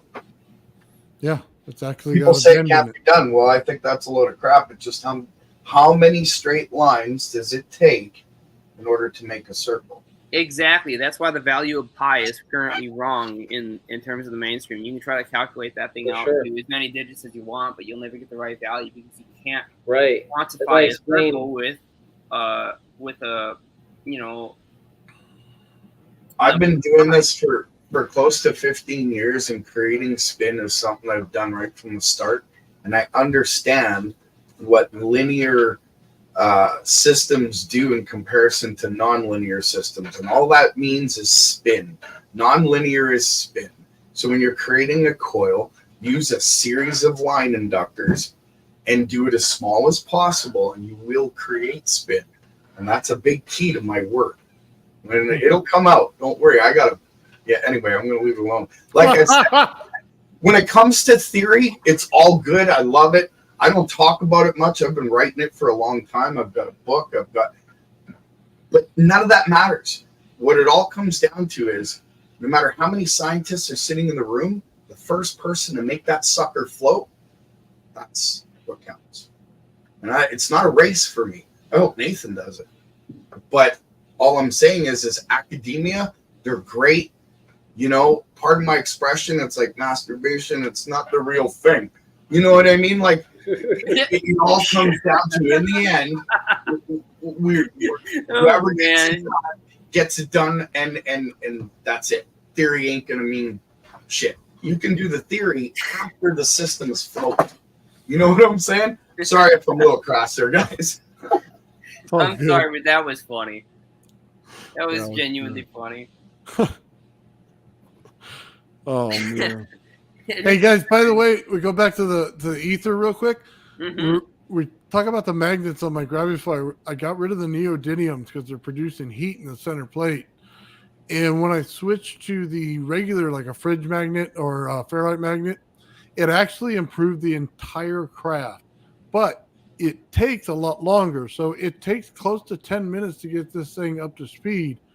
Even with the voltage increases a little bit, it will not do the correct thing without that time.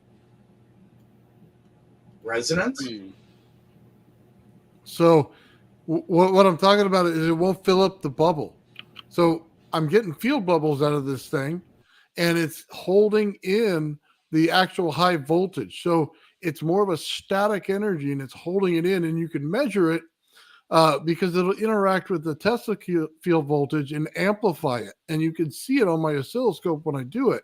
Now, I can also see it when I reverse the field and put in the Tesla coil, the spinning disc, and the high voltage the outside. I can push that high voltage all over my garage and create EMF over everything in seconds. Yeah. Wow. So I'm creating more of an ether inside the center of this.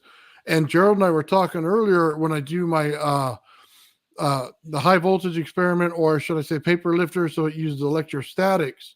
I can actually take and put in this thing more pressure than it weighs. So when you say it's like 2 grams that it weighs, right? I can actually get this thing, half a pound in weight just by the pressure I put on it with the electrostatics.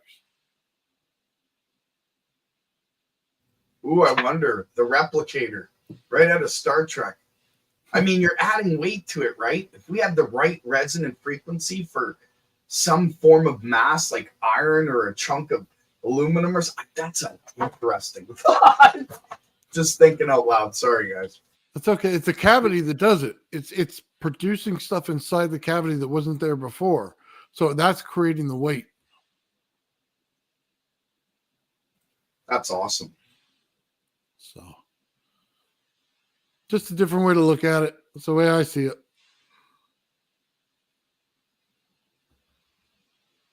Oh man, hey, Jeremiah, I'm thinking about it. I'm running, so I'm a bit quiet at the moment, but I'm running models in my head of various configurations and trying to consider what the actual expansion pressure and refraction pressure are. So check it out. Alexi did the thing where he did like infrared, right? He took the light bulb in there and made it red. He actually showed both fields. So you can actually see this thing with the field around it, and it's only around the upper disc, the bottom disc, and the center disc, and maybe like an inch off of it. It's not around the whole craft. So it's creating that field right in there. So it kind of tells you what's going on in the system. He's taking the top disc and bottom disc, and he's creating field lines that originally look like they go down, but then they come around the craft on the outside. Because it's aluminum, it pushes things off and won't let it set inside the metal. So that eddy current forces it out and around, and then that gets pushed out by the Tesla field, and it'll actually create, get my camera, just like that. So it'll create just like that, just like a UFO shape. Yeah, pretty much. I mean, again, it has to do with the either two factors. You can use, first off, precession, which is preferred of your electric charges, or you can use rotation of your electric charges, which has other characteristics about it, which you don't want to deal with. But yeah, I mean, precession of the electric charges is really what you're going for there. And it's going to build up the greatest amount of energy that you can actually deal with, depending on their angle, and build up the differential between the electromotive force on the top and the bottom, and therefore a differential in the stress energy momentum of the background vacuum.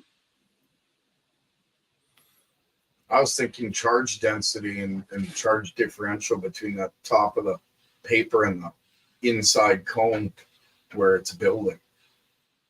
All right, well, it's also the gradient too. Like if you make the top and the bottom plate of the double-sided cone equal in size, you don't get the same kind of effect. But if you make them unequal, you get this tremendous effect, and that's because there's a gradient in the electrostatic pressure. The charges are distributed across the entire surface, and the field lines want to connect. So in order to connect the field lines, the dielectric has to physically move in order to act as the highest source of connection for all the electric field lines, and therefore it gets pulled up. So it really is about the gradient field drive. And like years ago, I did a APEC presentation on gradient field drives of various types, and I talked about 4 different inventors that had done some various iterations of them. And now we've got more gradient field drives of a new type, thanks to Drew and Exodus Propulsion. But Charles Bueller. Yeah, Charles Bueller too. Exactly. All right. So they've been doing some excellent work together, and they found another way that you can. Aren't they doing capacitive and electrostatic lift? It's capacitive electrostatic force vectoring, not necessarily lift. You can't create lift with force. What's It won't that? work. You can't create lift with force. You mean with electrostatic force? It's electrostatic force vectoring, and it's interacting with the quantum vacuum. According to that theory. To me, that sounds like a capacitor going off in one side and just pushing away from the ether. That is literally correct. That's exactly right. And they're getting millibars of pressure? Well, they're running this whole thing in vacuum, and they're getting micronewtons of force. So okay, so I'm building a vacuum chamber right now, and what I'm gonna show, well, I guess we'll just see if I get the chamber done by that time. What I want to show is a little bit more than microbars of lift. Well, yeah, I mean, what we previously talked about goes way beyond any of this kind of quantum vacuum stuff. Yeah. Oh, yeah. Right, No, I kind of hate the term too, because really, even David Tester said it. He said quantum vacuum is just a bastardized term for ether. They basically ban the word ether. Exactly, dude. Exactly. That's all it is. I personally prefer ether. It's what I use, what I write down in my papers. Ether is, I consider the substance, the geometric nature of it, and its physical interaction with matter. So that's how I consider it. I mean, it either weighs something, the physical vacuum, if you want to call it that, it has a mass. It weighs something. And its mass is what determines the local velocity of light. Light would go an infinite speed if there was no mass in the vacuum. Yeah, basics of relativity tell us that there must be an equivalent amount of energy there present in order to create what we see as the speed of light if we're in that local area. But it also tells us that if there is this modification of the speed of light, that it gets this finite velocity instead of an infinite velocity because of the energy that just exists in vacuum, that there must be some source of why that energy exists and why it can slow down the photons. So in terms of like the idea that was mentioned earlier, that there are no straight lines, if every photon has to take this zigzagged path, and the length of each little zig and zag, or how many there are between one point and another, are modified, then we would see the speed of light slow down or speed up. But technically, from the outside, we wouldn't actually observe this as a direct change in velocity. We would see it as a red shift or a blue shift. And so that's where we need to be concentrating is there are subtle changes. We can't actually observe them from a stationary point of reference, but we can understand what's going on there at the fine structure within the vacuum, or what I would prefer to call aether. They just explained why UFOs go really fast in one direction where you can't see them. Yeah, basically. They're not at our frequency of light. They have no impedance. Yeah, and they have no time. Yeah. Yeah, exactly. I mean, you modify the speed of light, and the inside time and the outside time are going to be very, very different things. And if you have a boundary condition at the surface or the shell of the craft, then you're effectively isolated from the outside. So, I mean, if you bump into something and you're traveling at, a relative velocity of, say, 10,000 miles an hour, and you bump into something, you just bounce off of it. That's kind of the result of it. I think it depends on the velocity that you're going in comparison to the velocity that the other thing you're bumping into is, on which would be diffracted from impact first, so to speak. All right. Well, if the equilibrium of the shell is 10,000 times slower, then yeah, it's still 100 miles an hour. That's still a bit fast. 10 miles an hour is still a bit fast. I guess I'm thinking about the interaction because I can see this like plain as day in my mind. I love this shit. I'm telling you, I've been studying it for so long. It's great.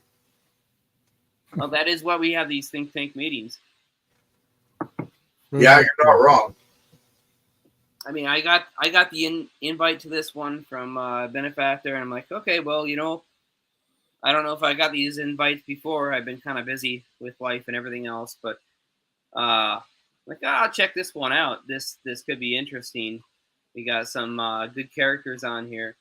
Yeah, by the way, I've been watching your channel, Old Man Builds. So, oh, really?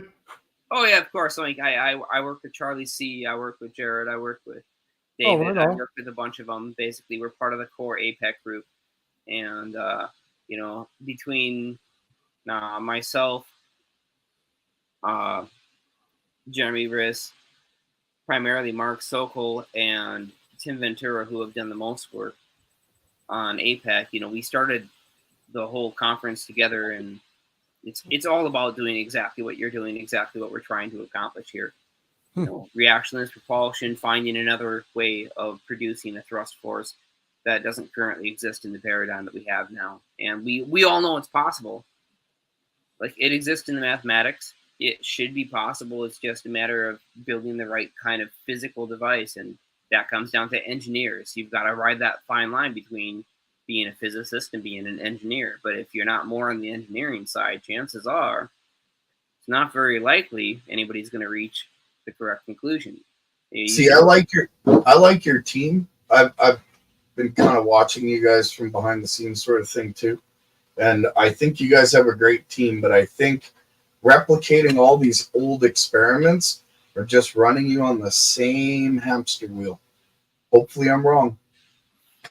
You know what I mean? Like all these NMR experiments that were done previously, you guys could be doing way better. You guys have access to, like, your lab's amazing. You guys should be having shit float already. And I don't mean that as an insult. I mean, like, I think you guys are doing great work. You're building the base, right? And then from there, I guess that's where we all leap off. No, I agree. I do agree. Like, the amount of time that, in my opinion, has been wasted on pursuing the wrong avenues is quite tremendous. And we have to acknowledge that, yeah, we've invested a huge amount of time into things that are probably never going to produce fruit. So I'm looking at much simpler ways. Like, my primary prerogative in terms of interaction with the group and how I coordinate this is I'm part of like 3 different groups that all do the same research, and we feed each other information. I try to feed out the newest experimental data for everybody to consider so that they can modify their experiments, but we've had pretty good success doing it that way. And the idea is to keep the 3 groups isolated from each other so that they don't get biased. Bias is a huge problem. in this arena. And we can see bias in the form of academia, where there's obviously a bias towards what are considered established principles found in the textbooks. We also understand that those textbook principles are way outdated, and they're no longer relevant in this paradigm of cutting edge physics. So are some of the old academics. a lot of it is. But nevertheless, we don't need that, because we have experiment on our side. And experiment is the most powerful tool in science and physics. It gives us real data that we can verify against what actually happens. And that's the tool that should be used and is unfortunately very underused in current academic sciences.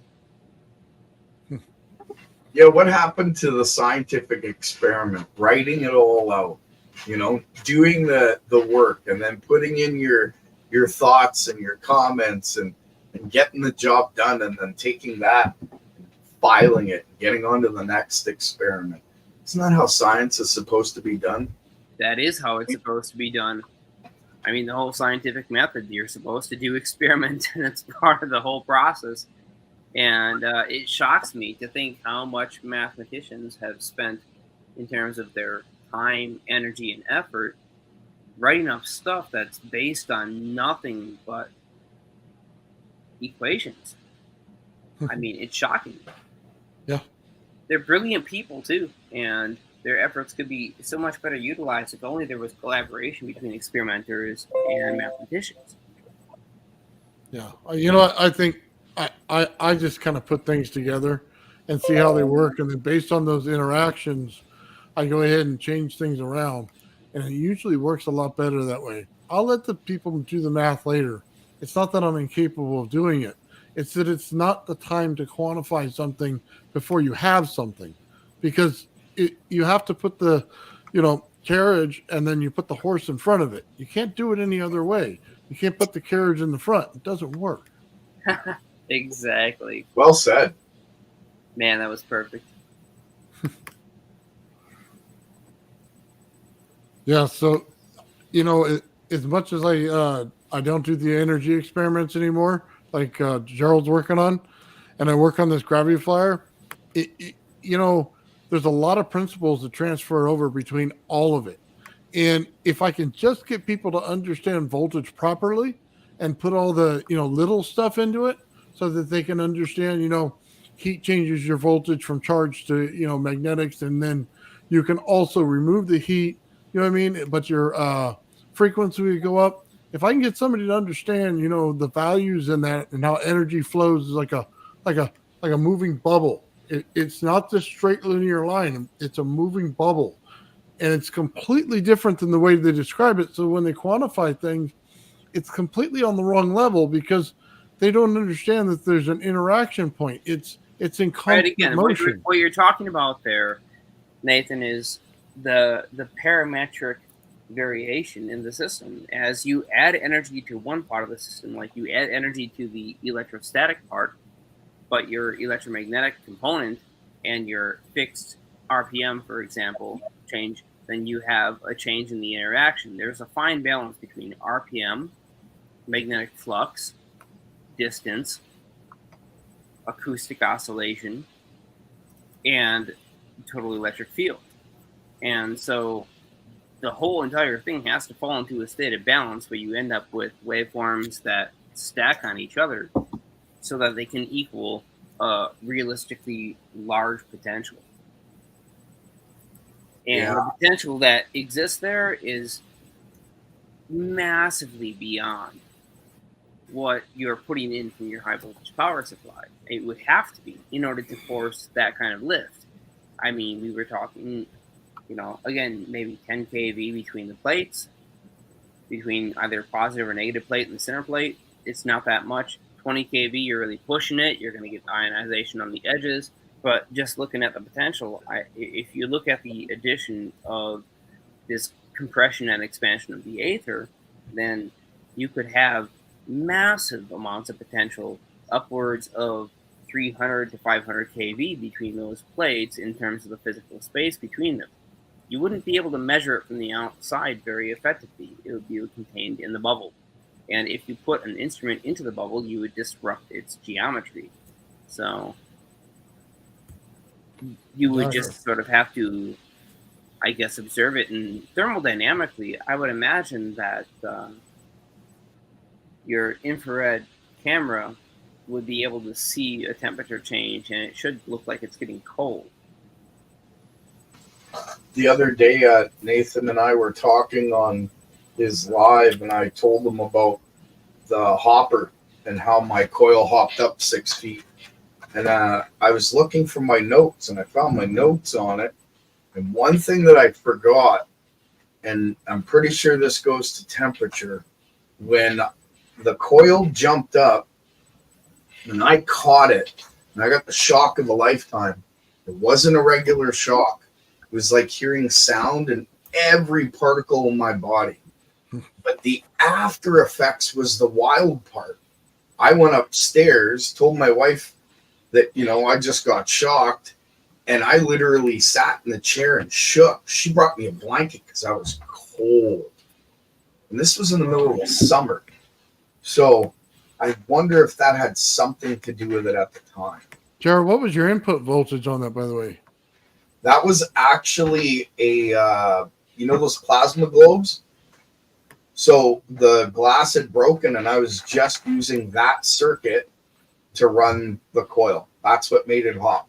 So I believe it's something like 3,000 volts, maybe 27 kilohertz, or it might be more than that. I'm not sure. I had it looked up at one point. But yeah, that's what I was using. Just a simple circuit, 12 volt input to the circuit and 3,000 volts output. Run through the primary and then grounded into the water pipes in my house. And the secondary had a 3,000 or a 3 kV polyethylene capacitor and a high voltage diode on the other end. So it was kind of like an Avamenko plug, but just slightly different, modified. I did it a little differently. So, and that's how it happened. Crazy, I'm telling you. Yeah, so you're relatively low voltage compared to what I'm putting in this thing. So 3,000 volts, that shouldn't shock you that bad. Not to the point where you were. Yeah, but see, that's the thing. I believe that my system creates a current or pulls a current in, whichever way you look at it, by the very flow of how the energy wraps and works around the wires in that coil. Because the charge density in the center is way more than the charge density on the outside. So, yeah, and when I grabbed it, when I caught it, I caught the outside and the inside core of the coil at the same time. So it was a lovely little sting. Yeah, you became the bridge between all of it. Yeah, well, I grounded out all the energy because I couldn't move. My arm was in the air, and my body was literally frozen. I felt like I was paralyzed until the sound fully went away, and then I could move, and then I started to shake and get cold. So it was a different experience. Yeah. Wow. I think you might have infused yourself with some plasmoids there, buddy.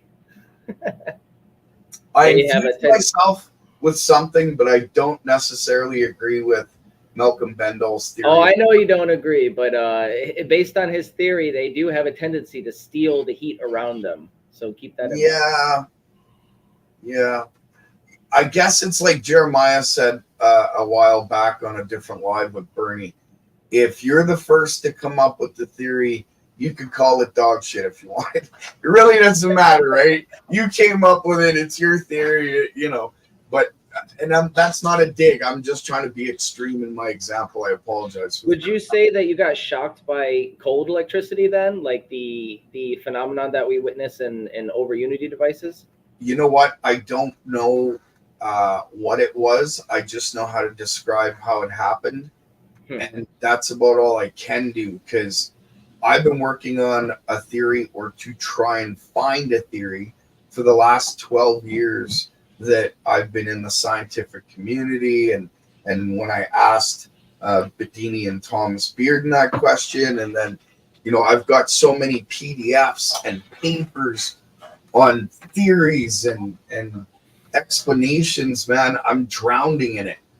I can comment on that a bit, Ben. They all have bits and pieces of what this system does, and at the same time, there's an underlying theory in all of them that makes it all work, and it's all the same.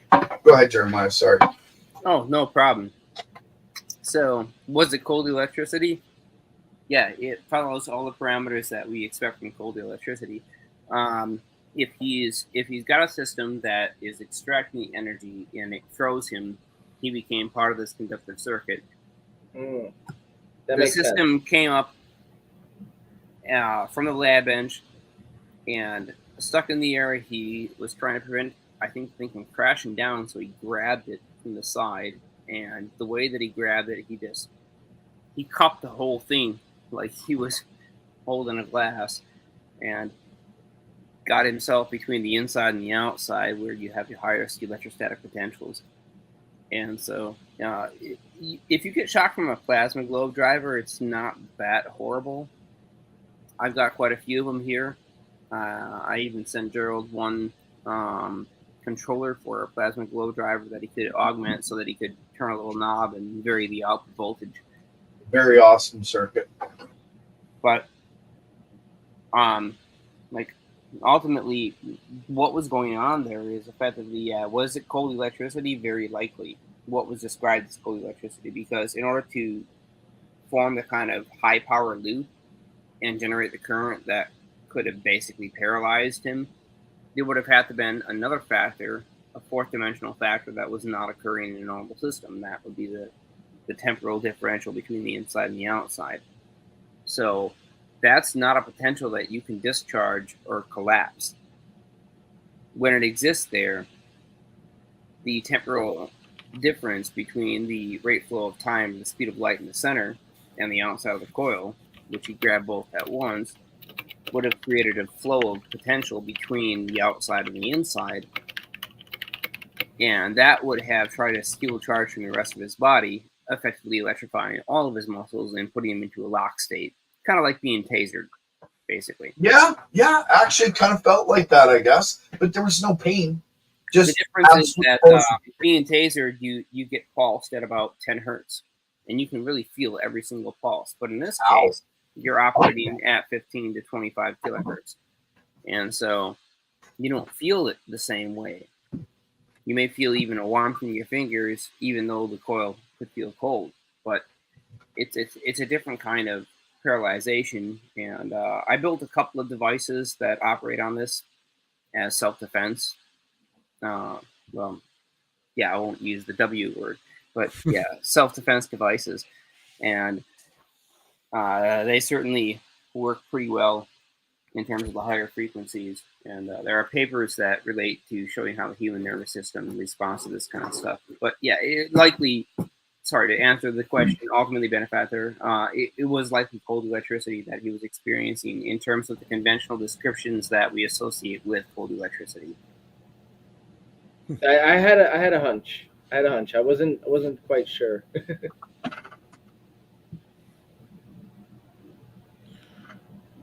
Yeah, hey, is Terran Earthling? You got something to present there? He's got something going on here, and I'm looking at. Terran Earthling. Woo! Yeah. Okay, so He's just not answering. Okay. You there, Terran? Hey, buddy. Okay, so I'll introduce Terran Earthling. I don't know if he's having. There he goes. Hey, you here? I see you unmuted. You're gonna have to go into your settings and change your mic. It's not got a mic that we can hear you on yet. So Terran Earthling is a researcher. In fact, he's one of the best researchers I've ever met. If ever you had a concept or an idea in your mind and you wanted to know, has anybody else ever tried something similar?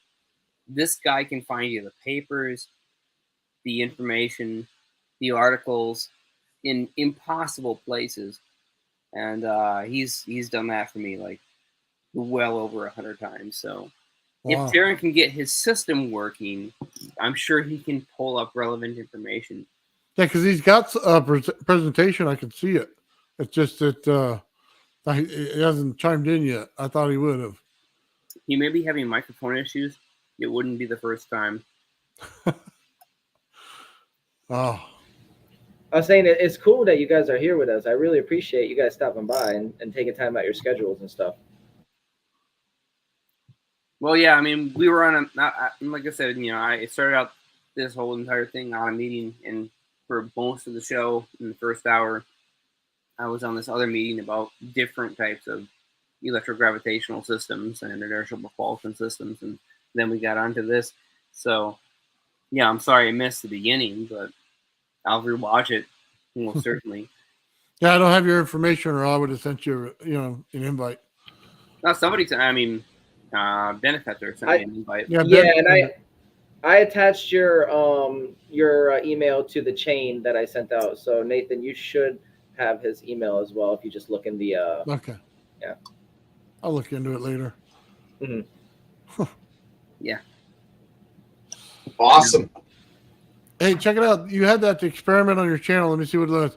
It was the Alexi capacitor, and it was the thing like this, and then Yep. you had the stick above it. Yeah, the wavy capacitor.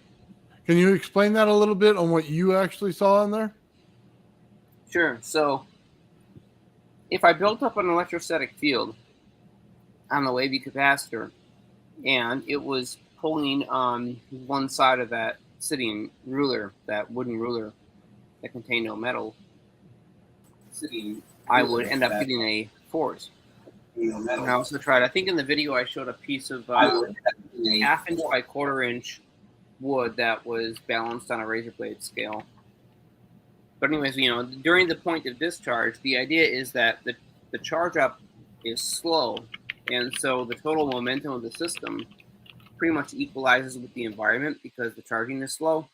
But when you discharge it, you have this sudden change in the gradient produced by the angle of the plate on the top.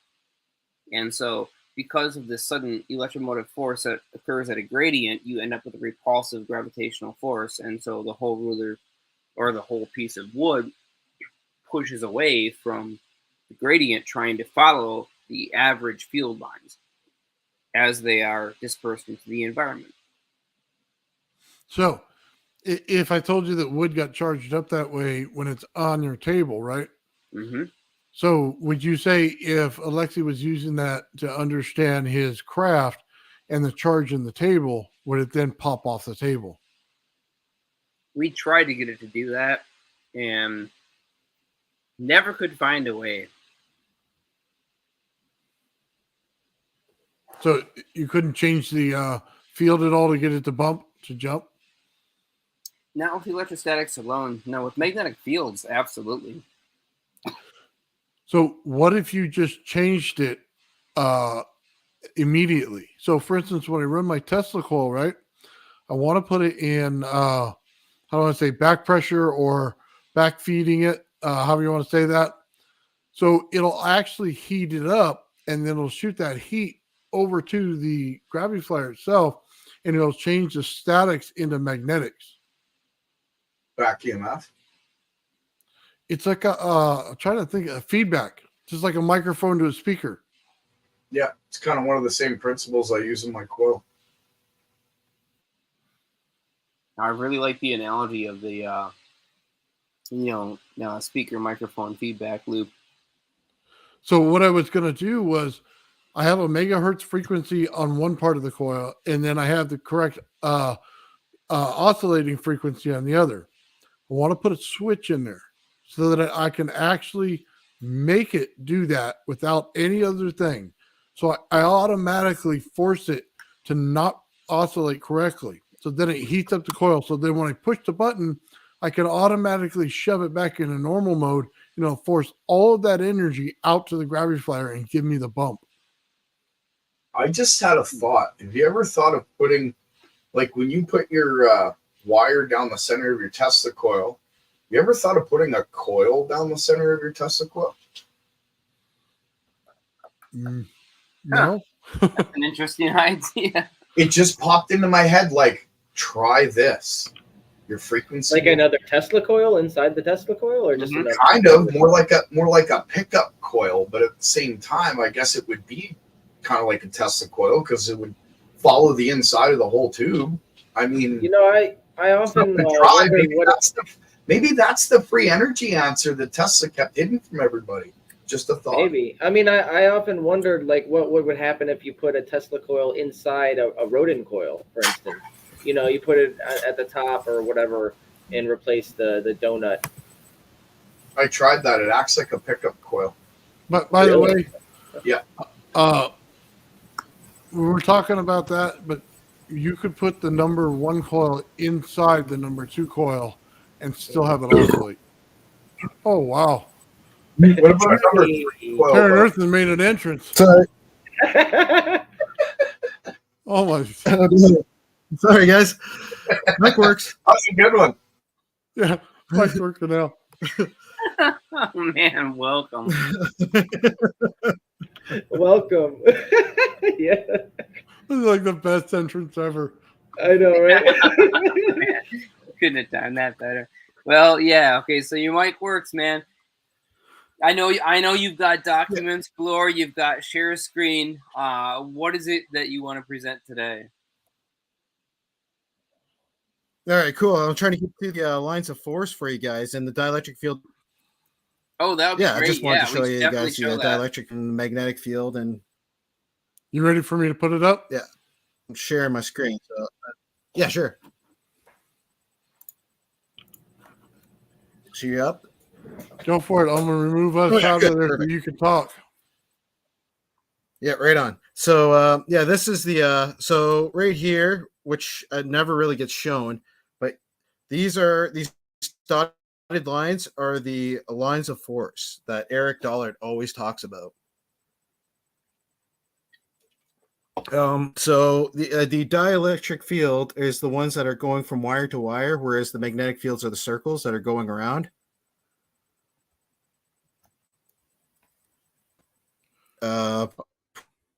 Pretty much that's I'm just figured I'd share that, and I don't know if JP is on there because usually he has a lot to say about this kind of stuff. Yeah, I'm just okay, wanting to so, present yeah, that because I know everyone's I do. been asking about it.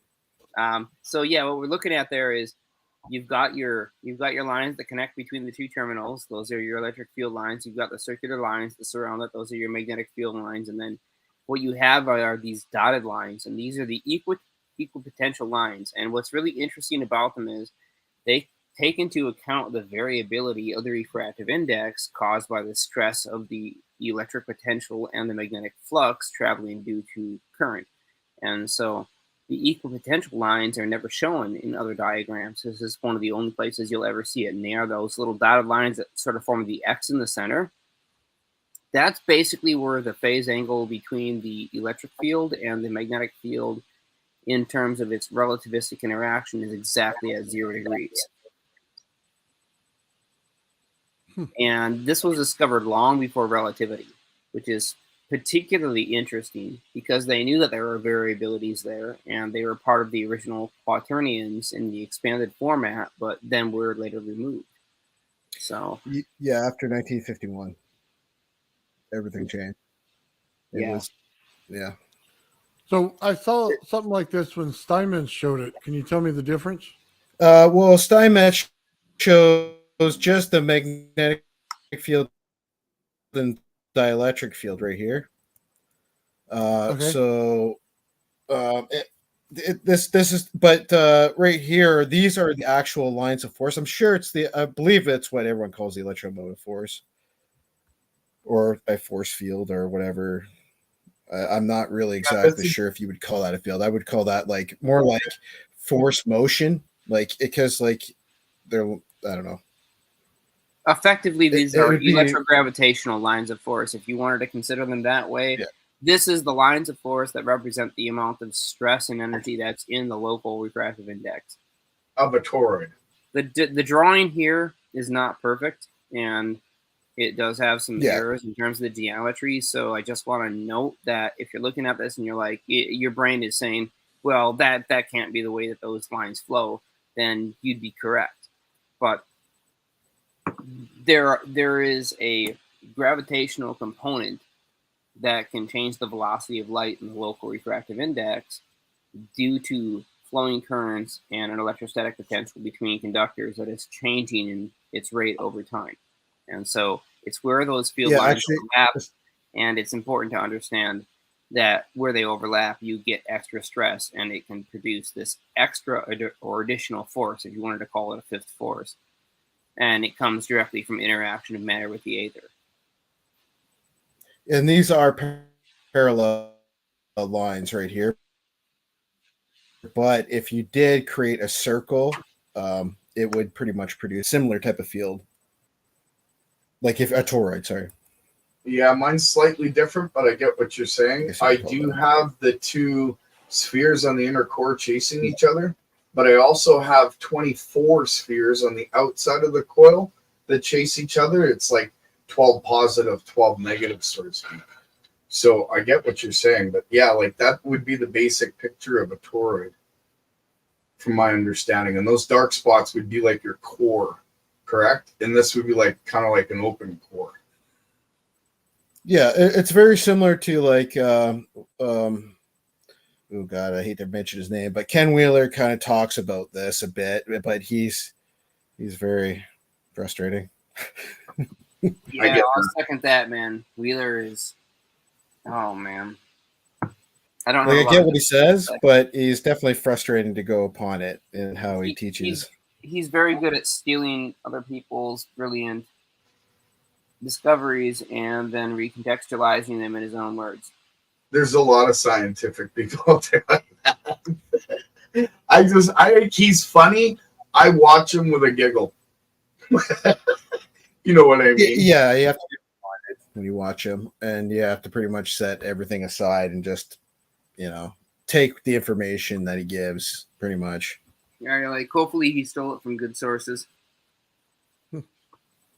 Which usually he does. I mean, he's got decently good sources. So. I'm sorry, I'm howling in the background here. Well, it's true, man. I do understand what you mean by debunking some of Ken's ideas, because I know some of them I'm a little okay, but you got to see from his perspective and do your own research really, and figure it out yourself. Like, yeah, I mean, these guys who need this are engineers. Right, so if Ken's ideas are other people's ideas, and as long as other people's ideas are decent, then he should be good. But he tends to extrapolate a little bit too far sometimes, and so you end up. I'm going to skim through through the very beginning of this document just to because they actually show how they have dielectric particles and magnetic or like little iron filings and mica, I should say, and they show these fields. Except for the lines of motion, or the lines of force. So I think that's at the very, very beginning of this document. So I'll just get him up here real quick. And so I'm not defending Ken Wheeler, but I kind of wonder if it's like coming to the same conclusion over the baseline principle, like the underlying principle, but at the same time using your own language just because you want to call it your own. I just wonder. Look. Sorry, this guy created the patent. I extracted atmospheric energy and turned it into a ridiculous amount of power. Okay. Through a spark gap, and so like it was like a square grid, but in the shape of a triangle, and he was able to extract.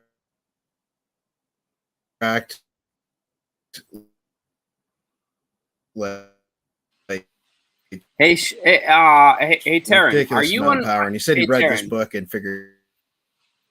Hey, buddy, are you on Wi-Fi right now? It out through here. Your third word,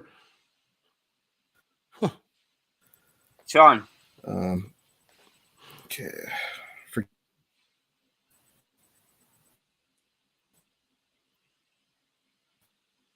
Hey, Taryn, hello. Is he on Wi-Fi or being messed with? That guy, he's got so much info, it's gold. I kind of wonder.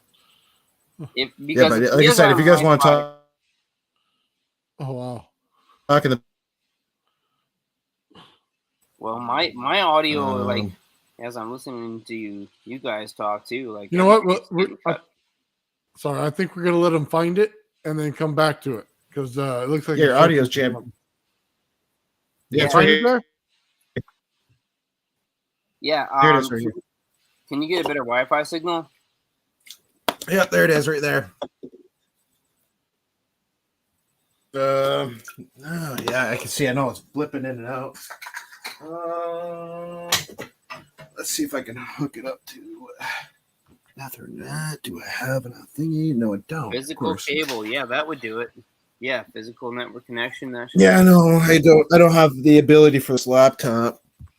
Darn. Yeah, No. I know they stopped including. I know it just stopped loading because obviously the Goonies are probably out. Well, at least we can hear you right now. Like it's temporarily Okay, working, so just run with there it. It is. Okay, so here he has a microfield dielectric alliance of force between two, and in Figure 1 he has the superposition of Figure 1 and 2 representing the magnetic field and the dielectric field. So he used mica on the in bottom between left to show the dielectric field, and then they used iron filings to show the magnetic. Yeah. Well, no, the dielectric fields are there and showing the superposition of the fields, and of course you see the grid, and then yeah. Oh wait, do I get our old mess? Yeah, okay, there it is. Yeah, so yeah, Figure 1A,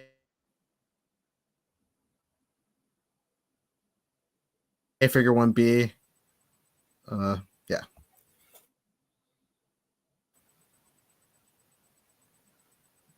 Do you guys see that? No, we see it. We can't hear you. I know it's mic's kicking in. Oh, okay. Yeah, I know. That's generally how it works with everything I try to do online. They don't like the information out. They don't like us to go back and figure out fields. It's because they know what you have is gold. Yeah, it explains everything. It teaches you how to engineer what you get, what everyone theory tells.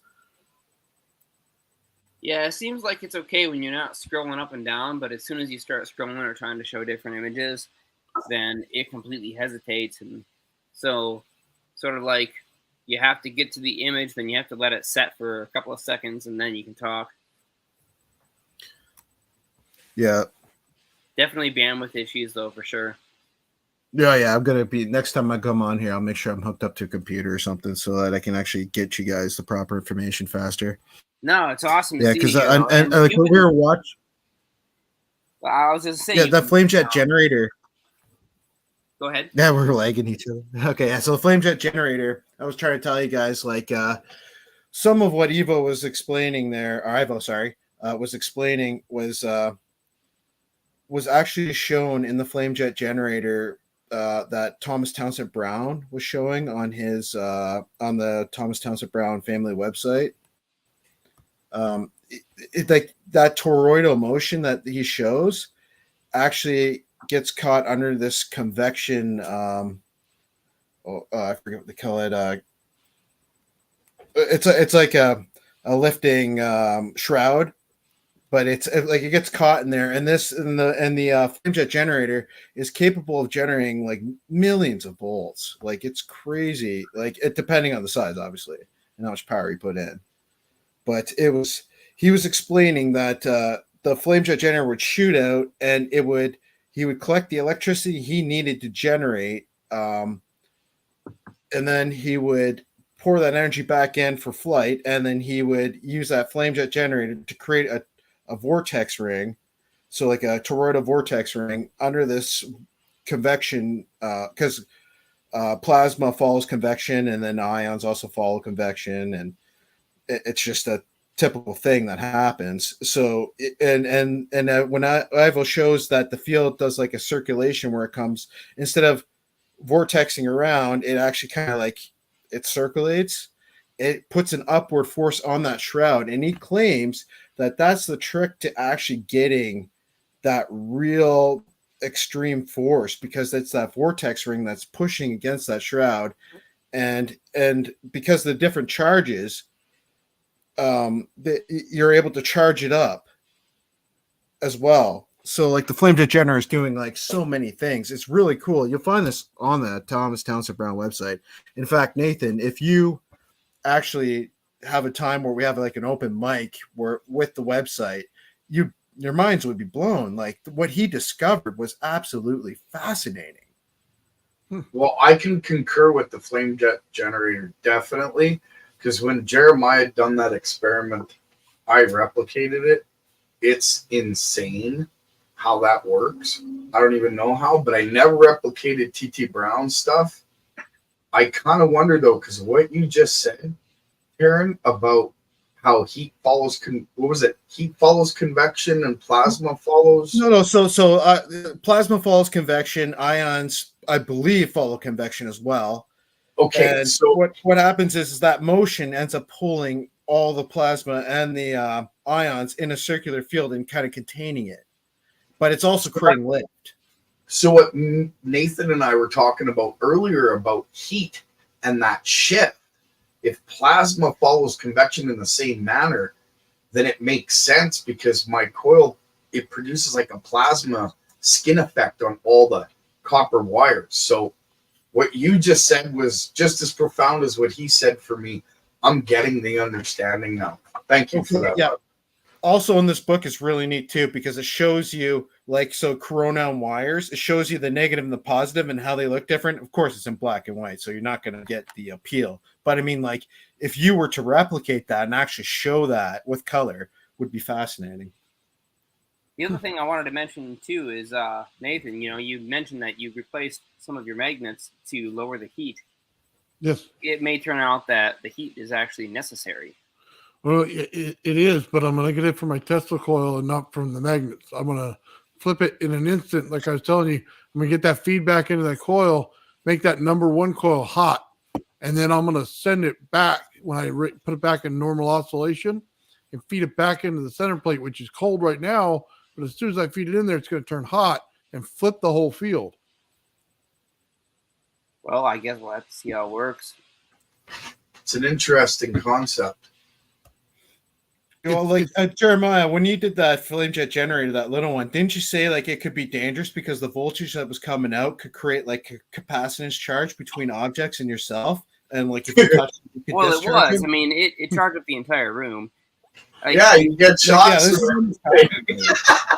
So I have a decent studio monitor system and speaker set up in my room, and through my audio amp and my grounded system, I was hearing crackling coming through the entire audio. The second that I turned that thing on with the flame, so it penetrates the electronics. It screws with my soldering iron and causes it to go into standby mode, and that's the stuff. I can see white noise on my oscilloscope. My son complains about the speakers in his room making sound. Yeah, that's probably from your experiments. Yeah. I was on live with Jeremiah when he did one of those flame jet experiments. I remember his reaction. Oh shit! So yeah, it's got some juice. Oh yeah, it was good, man. Like I was so excited that we could amplify voltage with, if you think about the amount of energy in a little turbojet flame, it's roughly about 70 watts to 130 watts in that range thereabouts. So that's the thermodynamic energy that you would have to produce if you could convert electricity into thermal cane in the medium. And so what we're effectively doing is we're taking the thermal energy, we're stealing it away. If you take a look at some of the older patents, and Sean has these as well, but yeah, there are patents on what's called electrostatic heating and electrostatic cooling, and you can use the flow of charged particles either electrons in a vacuum environment or ions in a atmospheric pressure environment in order to add heat or steal heat away from a surface. So, for example, some electrostatic cooling systems are utilized in commercial anodizing for thin materials, where they're passed through an electrostatically charged environment with ions slowing down as they pass along the conveyor belt after coming out of the oven, and they're quickly cooled by the electrostatic effect. And so they're charged negatively. The electrons steal the thermodynamic energy from the physical metal that's conducting them, and then they carry it along to the anode, which heats up, but quickly cools down the cathode, which is the part that we're trying to anneal.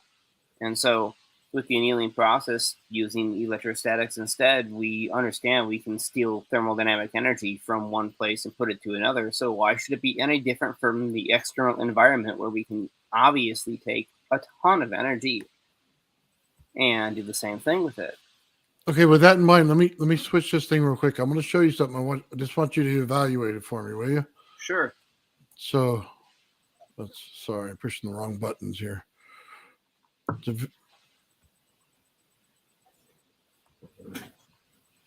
There we go.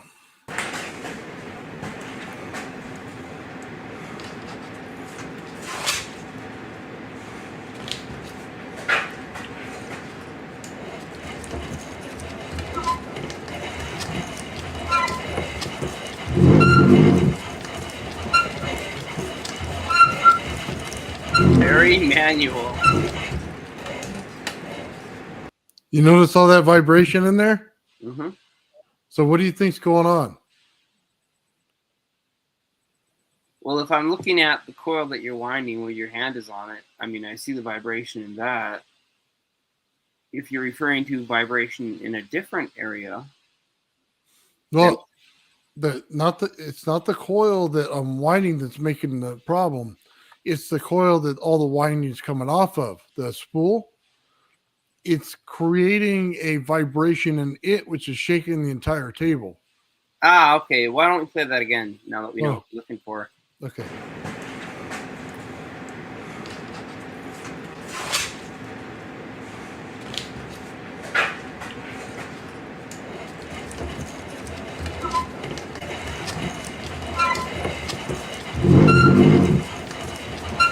I heard it. Okay, got it. Yep. Yeah, so that is a super classic effect. What's happening is the surface on the inside of the rod, the outside of the rod compared to the surface of the inside of the spool has tension on it. The spool gets lifted up on the rod, but then the stiction or frictional force that's allowing it to actually stick to the rod loses the amount of surface tension that it needs, which is an electromotive force between the charges of those two different materials, and then it drops back down. And it does that in an audible frequency in the low or ELF range, which we're hearing as this sort of kind of growling sound. So that all of my coil winders do that. It's pretty common. What I do is damp it out where you're holding your fingers there. I use 2 pieces of felt strip that are clamped between some spring nuts, and that allows me to control the tension on the wire, and it gets rid of the vibration problem coming from the spool. But yeah, that's just basic stiction between your center rod and your spool due to the gravitational force and the lifting pressure that's being exerted onto the two. It's interesting. Because it's putting a lot of energy into the spool to make that vibration. It's not a surprisingly large amount of energy. Really, I mean, it's basically it kind of acts like a speaker diaphragm. But I kind of get why you would want to look at this as a possible effect. In this particular case, it's not something to look into, but definitely keep the same open-minded approach to everything else that you see that's odd, like this case, which is kind of unusual, right? You're seeing this effect. I could throw up a spool on the bench right now and basically produce the same thing. It's very straightforward concept, but I don't have to be unspooling the wire. I could just simply spin it with some tension and push it to one side, and it would produce the same effect. And I've seen that in some of my devices as well. I build complicated spool winders and all kinds of stuff. I used to be a motor winder as a career, so now I'm big 500 megawatt generators and things like that. So, we've seen all this kind of stuff before. Not to make light of it, but yeah, this is a pretty conventional thing. Okay, cool. So check it out. I got another video for you. So let me pull it up. I'm very slow at this, by the way. That's okay. I'm not in a rush. Have you ever seen this machine?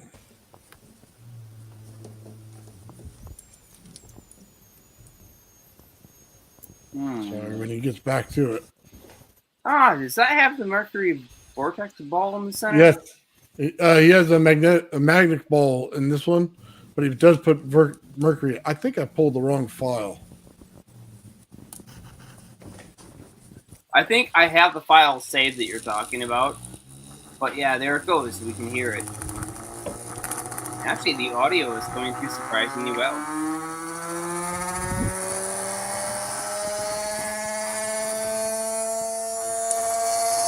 Wow.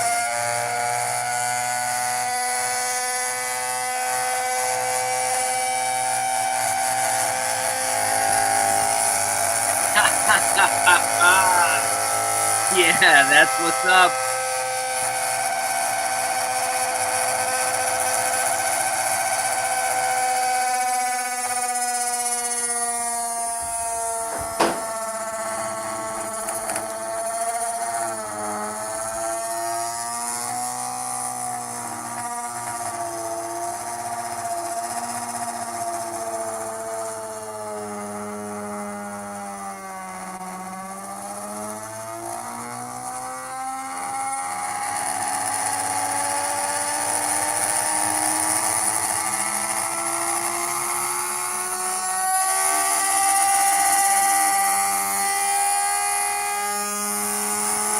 Man, that thing's moving.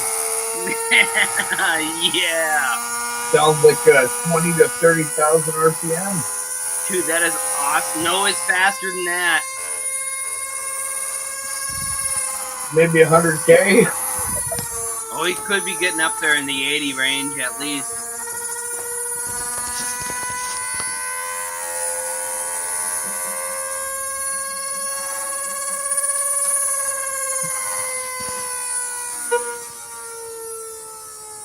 I'd be worried it was going to blow through that little plastic containment. So would I, man. Flying. So would I.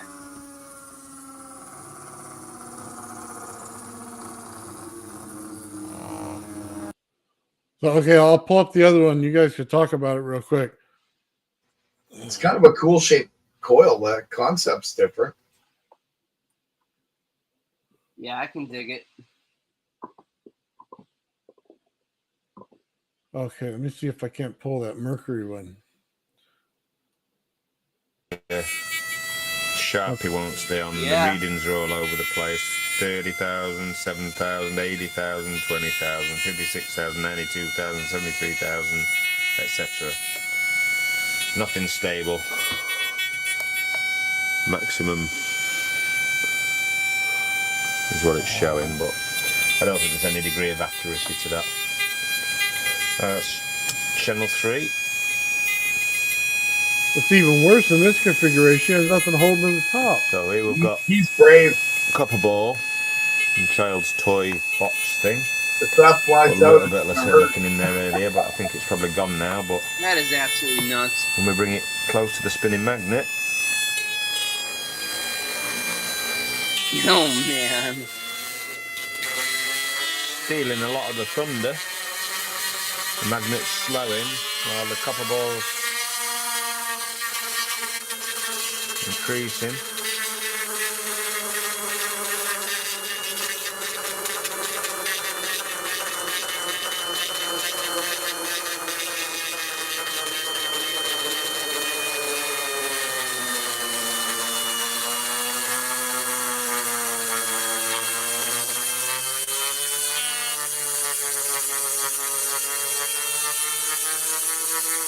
so close to a phase lock, Yeah.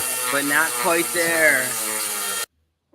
Yeah, see, picking up and down a little bit. Let's see, there was one more. I think it had the mercury in it. That's a brave guy, I'll tell you. This is brave too, actually. Would that not? I kind of wonder. It's just a thought. Would that create pressure, like gas pressure, because it's mercury and flowing? I mean, I don't know. It creates external pressure that pushes on the outside of the chamber. That is so cool. That's ironically exactly what we were talking about in the meeting before I came on this show. That's Time to build awesome. one for my coil. No. I agree with that. Oh, sorry. You know, it's the configuration too. So I'll just put this back up Sharp, it there. won't stay. It's the all the different magnetic fields he's got going around this thing. Yeah, he's compressing them. So, yeah, I just thought this was really cool. You guys just find it interesting. No, that's a really cool design. He actually used pyramid design, like a diamond. Like that's, I never thought of that. That's unique.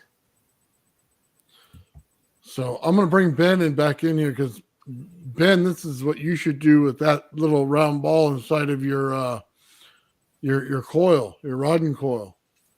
Yeah, by the way, Oh yeah, definitely. Nathan, This is really people neat. in the comments, they're asking for, whose video this is. And so if you wanted to post a link in the public comments on your channel so that people can, check this out, check this channel out and where you got these videos from.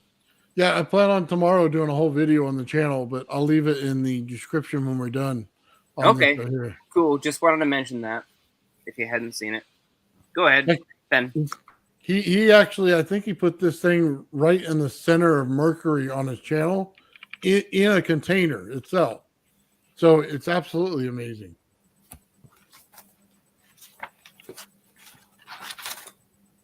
Yeah, you should play that one again, Nathan.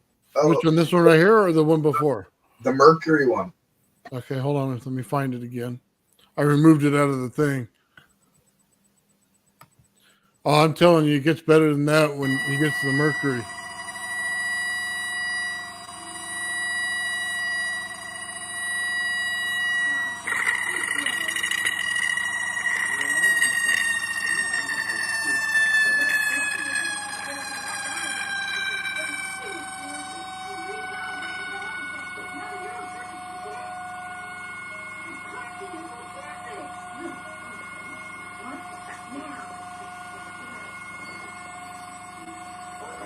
That's just amazing. I wonder if it's the magnetics or the spin itself. Like that's crazy. It's excellent, isn't it? Yeah, imagine Now, if okay, there's so I've pressure done on it. experiments on this, and I would really love to replicate basically what he's done there with one variation, one very big and important variation. So the tube has to be glass, preferably quartz glass, and it's got to be fused perfectly, and the injection port for the mercury has to be on the inside. So under extremely high vacuum, what I've done is, you haven't heard about this one, Nathan. So I'll tell you because you may find this interesting. Gerald knows about this. Karen knows about this. I took a small 2-inch diameter light bulb and used a torch to remove the end cap to melt that weird kind of material they have that holds it on. Remove the soldering connections, and then at the end I use a diamond Dremel bit to cut off the vacuum input that they pull on the bulb. And then into it I injected about 1/4, US quarter size of mercury puddle in the bottom of this 2-inch sphere, and pulled as high of a vacuum as my pump would allow. Okay. I then went into a dark room and completely isolated from all other light sources, waited about 2 minutes for my eyes to adjust. And then I took the vessel and I spun it around in my hand at a reasonable RPM, not something that's too fast because I'm still a human, my arm and my hand can only move so fast. So I spun it around at a, medium RPM. And where the mercury was flowing around the edges of the vessel of this globe, we were getting a nice bluish purple light that was showing up all around. And this is what we call barometric light, a barometer light. It was first observed when barometers were being transported on a sea vessel, that as the ship rocked back and forth and the mercury that was being pulled on these barometers was shifting, it would produce light at the edges. And they noticed it there, and hence its title, barometer light. But yeah, this barometric light, it's produced because the mercury has an extremely high surface stiction, and mercury is in a constantly ionized state. So one of the big secrets about mercury that's never talked about is that mercury, as a room temperature liquid metal, is continuously ionized. In fact, it's for this very reason that it is a liquid at room temperature. It's constantly exchanging charges. It refuses to form bonds. Therefore, it's always in a glassy or liquid state. And even when you freeze it, it starts to form unusual structures, which I'm not going to get into any of the quasi-crystalline stuff today on mercury, but the point being, mercury will generate a huge amount of charge. Enough charge to the point where inside the mercury vessel that I had this light bulb that was pulled vacuum, if you calculate the amount of voltage that will be required to produce visible light at the frequencies that I was seeing, which were ionizing primarily nitrogen, and then we have the ionization also of the mercury itself between the two different spectra that I've seen, which is a like baby blue and a kind of deep purple that were both overlaid on each other. Those are the two spectra that it was generating as I swirled it around in my hand. If we calculate the amount of energy, we have to be at least, for the vacuum that I had, at over 300 volts of potential. So that means the mercury is generating 300 volts as it flows across the surface and peels away from it. That's pretty significant, I thought. Yeah. And that's just swirling it by hand. So imagine we get the RPMs really up there and we have high vacuum.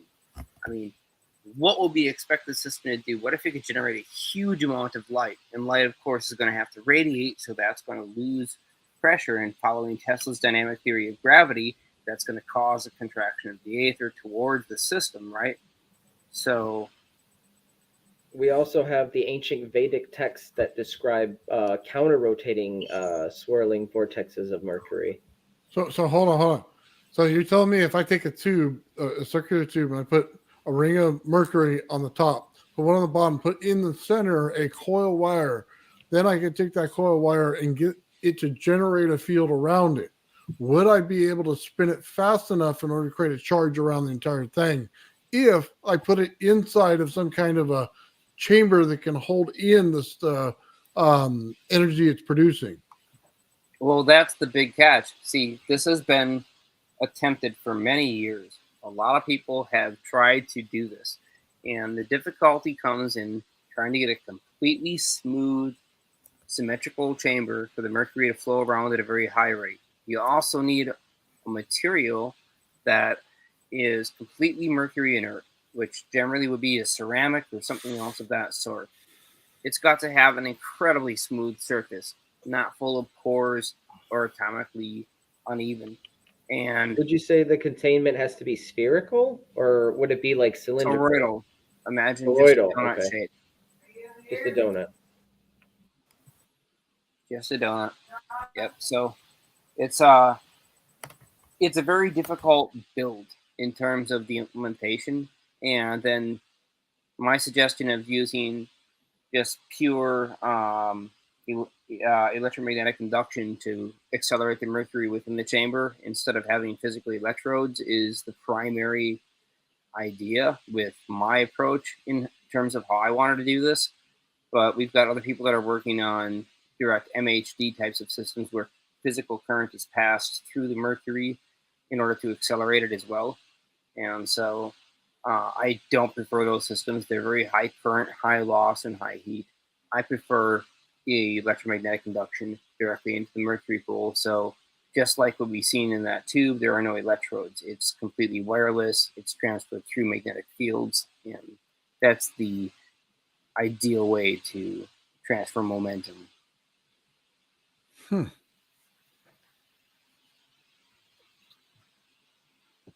That's interesting.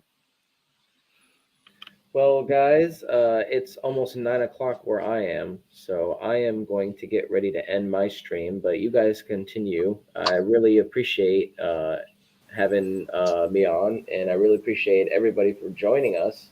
Nathan, thank you for hosting this great show. Taryn, Exotic Propulsion, Gerald. I didn't expect a lot of people to show up today, to be honest, but this was a great show. Oh, thanks for the invite. I appreciate that. I'll make sure you guys both get it next time too. I'm going to jump off at the end of the hour, but I'll stick around until then. And so, I think it was a pretty good show. We covered a lot of topics and got into some technical details, which I think are important for people that are trying to pursue this stuff. So some of them were. Thanks for being here, Ben. But yeah, thanks, guys. Feel free to listen multiple times if some stuff was just a little bit too out there. Yeah, it was good. There was good info and all of that. Yeah, JP, it's good to see you in the ring. I'm back again, man. I was busy for a super long time. I completely cleaned up my lab, and now everything is nice and organized, and I've been assembling circuits and doing all kinds of research. I'm working on the Bobbin spacecraft stuff again, so I'm really excited about that. I have super malloy, finally. What a wonderful material that is. And the BH curve on that. Oh, I can't wait to see what it does. So I've got my 6-step sequencer already put together, as I mentioned early on in the show before you came on.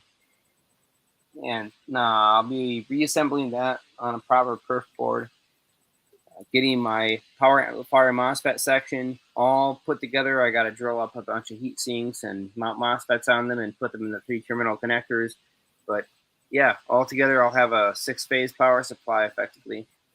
And that'll rotate the eddy current wave that travels around the super malloy core. And hopefully what we end up doing is getting a nice spin precession of the nuclei inside that core. Okay. Yeah, you and I.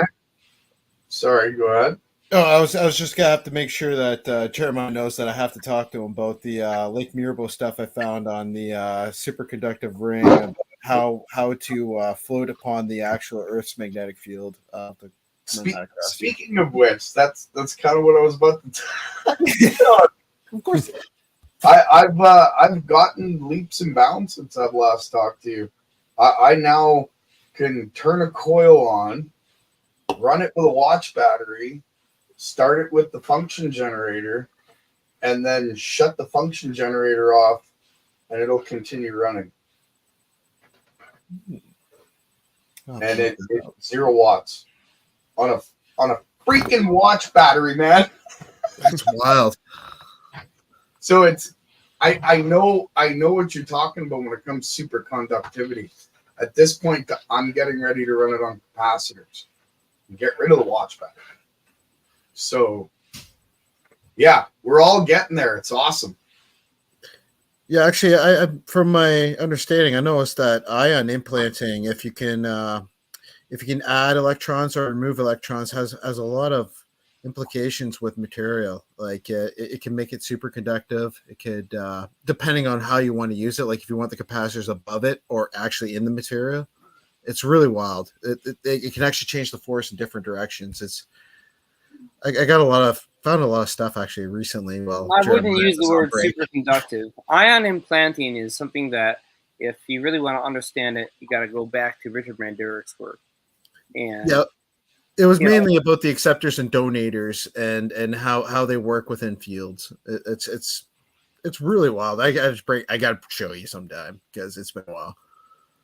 Yeah, it has. I'd love to check that out. Yeah, definitely. We will have a meeting on that. So what can you do with ion collection? Just curious.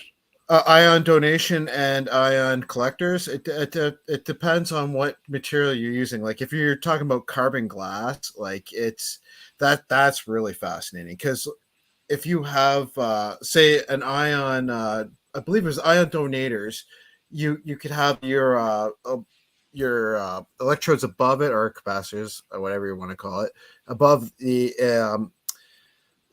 material, and it goes in one direction. But with an acceptor, you have the electrodes inside the material, and it goes in the opposite direction. And it's funny because, of course, with all materials, like I don't know if anyone actually figured this out yet, but actually there's one person that figured it out, and they don't realize that most of the material, anything that creates any form of energy, is usually collected by the I guess they used to call it the nuclear commission, but I can't remember what they call it now. But regardless, because I'm Canadian and I don't really pay attention to your guys' energy stuff, but they decide whether the material is classified or not. So if you come with a material that's capable of doing something like giving off gammas or giving off beta, alphas, whatever, they will take it away from you as a national security act. And the thing is that like from 1951, this was brought on, and the Atomic Energy Commission does it. They're the men in black, actually. So if you come up with these materials, they will take it away from you. Or anything over Unity. Over Unity, they, from what I understand, and from what everyone else has shared, like on Nathan actually just shared recently, is usually a cop of 3 and above. They take it away. Yeah. I heard it was a little higher than that, but Nathan could be right. It could be 3 and above. Yeah, I believe it is 3 and above. Yeah, because it affects their profit margin. Yeah, because no matter what, they want you to pay taxes on material and energy. And like for example, let's go to fossil fuels. So fossil fuels, they make you pay a tax at the pump. That way, it pays for road taxes. If they have no taxes for road taxes, you have bad roads. So like that's the systems that are set in place, and you got to build an infrastructure around it for them in their mind and ideals. But there's many ways to go upon it. Like you actually have to sit out and lay it out and go, okay, what balances what does what, in order for them to actually accept these difference in energies. So like if you're going like these permanent batteries, for example, that they were going to actually take these, I believe, I forget what the guy called them, but he called them the sea potatoes. And what these geological, what looks like potato rocks, they would produce electricity, and they could be used as permanent batteries. And they want this for the internet and for cryptocurrencies and digital currency. But they don't realize is that when these things are laying out all over the seabed, they create a giant voltage pile that's in like series and whatever, and it creates electrolysis, and we're breathing that air that it's creating. And not only that, the sea life is, and it doesn't require photosynthesis, because it's petrovoltaics, which is described by Thomas Townsend Brown on the Thomas Townsend Brown lab notes on their Thomas Townsend Brown family website, if anyone wants to look. Definitely check that out. That sounds So you're saying they should just leave it alone? Oh, absolutely. In fact, they should take a few and study them, but they should be try to find ways to replicate and remake them through Thomas Townsend Brown, because he explains exactly how this process works. This is a lot like the voltage piles that are created by what's his name there, Hutchison. He created those permanent batteries, right? And or voltaic piles, or whatever you want to call them. And this is like the similar effect. Like it's what these sea potatoes are doing. Yeah, but the thing is that everyone was going to go mine them for computers, and well, what's the use when we don't have air to breathe? You Yeah, know, no kidding. right? So it's like we got to look at this and learn from it instead of just taking it all that nature gives. We should figure out ways to replicate what nature's doing, and Thomas Townsend Brown did this. Like we really like seriously, Nate, you got to go through his notes, and when you do on the Thomas Townsend Brown website, it'll blow your mind. The problem is though that most of the images they make you click them. And I don't know how I must have did this years ago, but I have a printed off book with all the pictures and they're all in order. And I was like, oh, so I'm looking through it and I'm trying to explain stuff. And then I realized when I go on the websites, you know, I actually have to click the link and do the runaround. And it's really irritating. Like, you know, because you have to click the pop-ups all the time, right? But regardless, yeah, there's a lot to learn. Huh. I'll have to go over there and check that out. Did you say it's on the family website? Yeah, Thomas Townsend Brown family website. You got to trust me when you actually go through it. Don't skim it. Actually go through it. Like in his lab notes, they'll teach you the difference between inertia and gravity, and that they change proportionately. So, like if you have more gravity, you have less inertia. But if you have more inertia, you have less gravity. And you'll find this out with electrostatic charges. And he also explains like these lofting materials that like if the sun has like UV light has effect on these materials, so it'll create a lofting effect, which you find in the desert. The particles will loft, and then as the Earth turns, it goes to the United States and and Brazil, and they rain down mainly in Brazil area, like Southern America, and then they will end up hitting darkness, and then once UV light stops hitting it, they'll fall, and then they fall down and they seed all of, and not only that, they're ionic seeds, so they're like cloud seeding the entire tropical rainforest. And like this kind of stuff is just basic stuff that we should really know and understand. Like electrostatic charge, like you got to think about it. It's created by friction. Like all the particles of air are creating friction, creating electrostatics, and eventually this rotation will create a magnetic field, like some magnetodielectric system. And these systems are really well explained in the 1800s when first electrostatic machines were coming out, which is pretty wild because like all of that got erased and removed because of the wars. And I call big whale oil companies.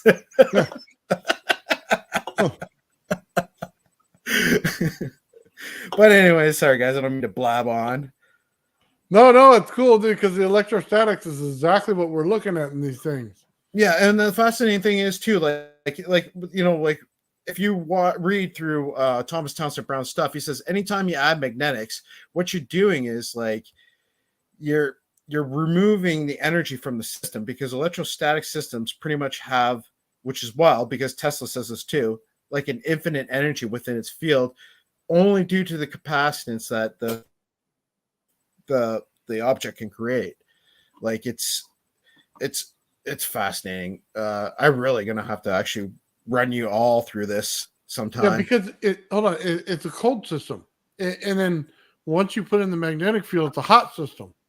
And because burn everything out. Amperage creates heat, right? And actually, one of the greatest people who actually talked about this was Stanley Meyer. He explained that because his system, his transformer reduces transforms amps into voltage in a sense. It doesn't, because from what I'm more understanding, it's more about the frequency changing. But regardless, his plan was to create no amps in the system or very little amps in the system, because amps create impedance, and that creates in the impedance of the work that the voltage is trying to create. So if you can get less amps through your system, you can create more lift. But there's other things too, like for example, you need amps in order to get lift from the Earth's magnetic field, not the electrostatic field. Electrostatic field requires electrostatics, right? So you have two different fields to work off of, which a lot of people don't understand, because the ground and the ionosphere create a voltage that's 100 volts per meter as you go up. So if you could break those lines, if you could create a circuit and have a system that breaks the lines of force as it goes up, you can literally collect that energy. Yeah, And I was talking about that earlier, but using it as steps to actually lift yourself to the upper atmospheres. Go yeah. ahead. But the only problem is that there's a lot of the biggest problem that no one really understands is the field antennas. So field antennas are very, very specific. Like if you go to Eric Dollard and you check out his old stuff from Borderland on the Alexanderson system, he explains how Marconi's system does like a circulation from up to the ionosphere and back to the ground. And then the Tesla system creates a system like of neutrino particles that shoot right through the ionosphere and into space. And then he explains how the Alexander system had both of them. So like, and he explains like how he canceled space and time within his system with capacitors and coils, and he was able to get an instantaneous system of transmission of voice across to Italy. I believe it was Italy. I think it's Italy. But anyways, they had a system there, right? They have the Alexanderson system there, and they were able to do across the Atlantic. And the understanding was that he canceled space and time in order to transfer the signal from that point to another. And you have to understand that these field antennas, like they are the meat and potatoes of actually you trying to get into space and you not making it there. Because like in essence, if you use like a magnetic type system, you're going to get stuck just below, I should say a Marconi type system. You would make it to the ionosphere and then you're going to want to drift back down, whereas like Tesla's kind of system would send you right out into space because that's the way it's designed. It sounds more like a communication wave between a spaceship and the Earth. No, in the way that you describe it. Well, it is and it isn't. Like what it is really like a giant field antenna.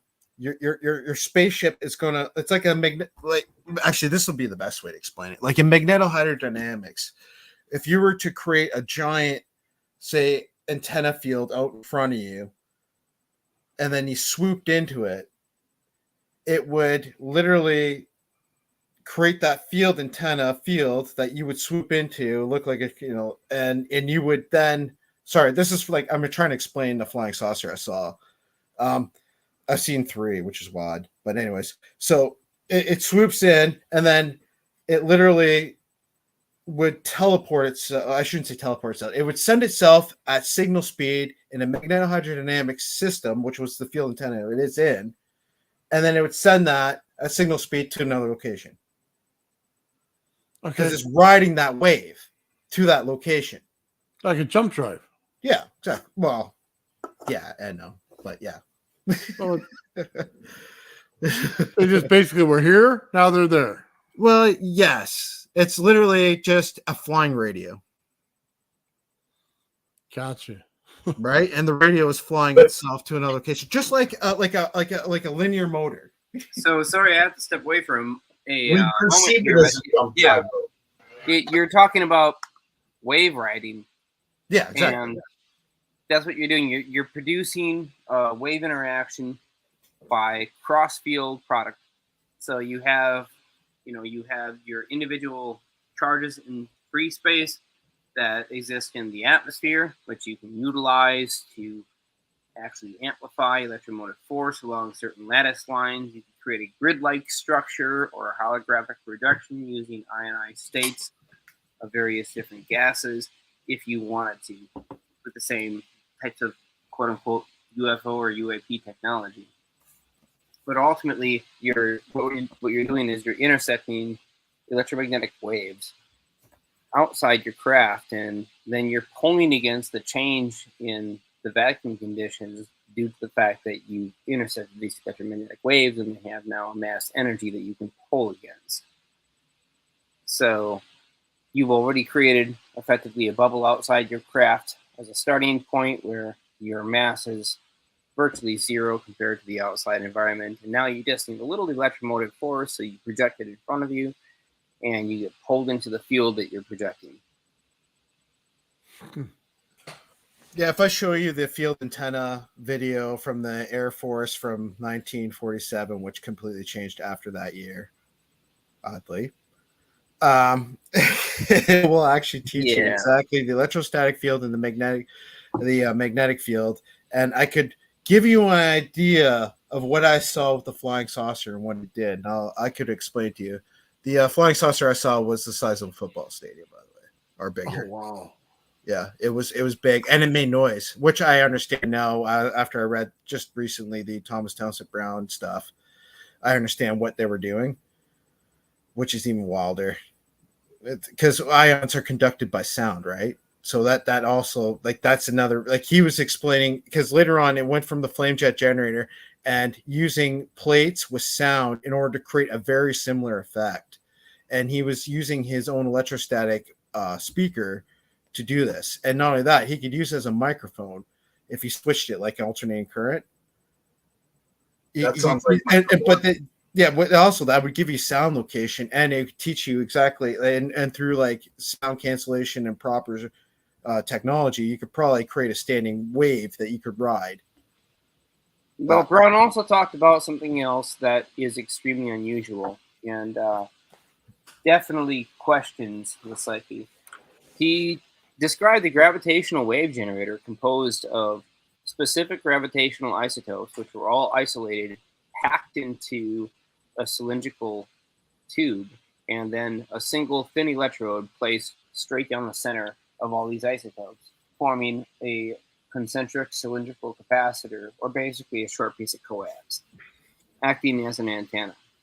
He capped this off with a hemisphere at the top and a flat plate plug at the bottom, and then he just describes how you can input a high voltage electrostatic charge into the system and alternate it, and it produces gravitational waves as an output. And the only type of system that can receive these gravitational waves that it produces is another just built like it.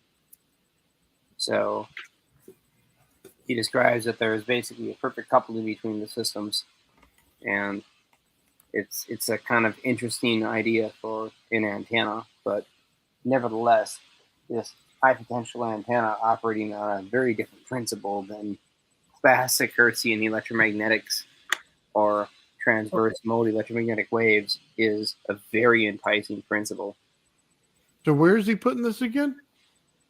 Well, Thomas Townsend Brown in his notes shows a center wire running up through what looks like an upside down test tube filled with this specifically isolated gravitational isotopic material that he describes how he pulled and how he made earlier in his notes. And it's packed in real tight, and then this wire goes up to the center, and the outside is this conductive metal container that is in the shape of like a test tube. And so the wire that runs up through the center acts like the antenna, and then he's got another one at some great distance that looks exactly like it and is tuned the same way and picks up this otherwise unreceivable signal. That's interesting. I'm trying to go to it right now for you. I'm trying to share my screen for you. Okay. Well, I keep thinking of the Tesla coil when you put the wire down it. It's producing something different. Very much like the same thing, yeah. Yeah. So sorry, did you oh, you haven't shared my screen, sorry. I said I'll put it up. You ready? Yeah. Ready. Yeah. Yeah, because it's a longitudinal wave, and when you start to play with it and you put that wire down there, it changes the signal and what it is. Oh darn. Oh, that was right there. Okay. So where is that one? I'm trying to get to it. Sorry, Jeremiah.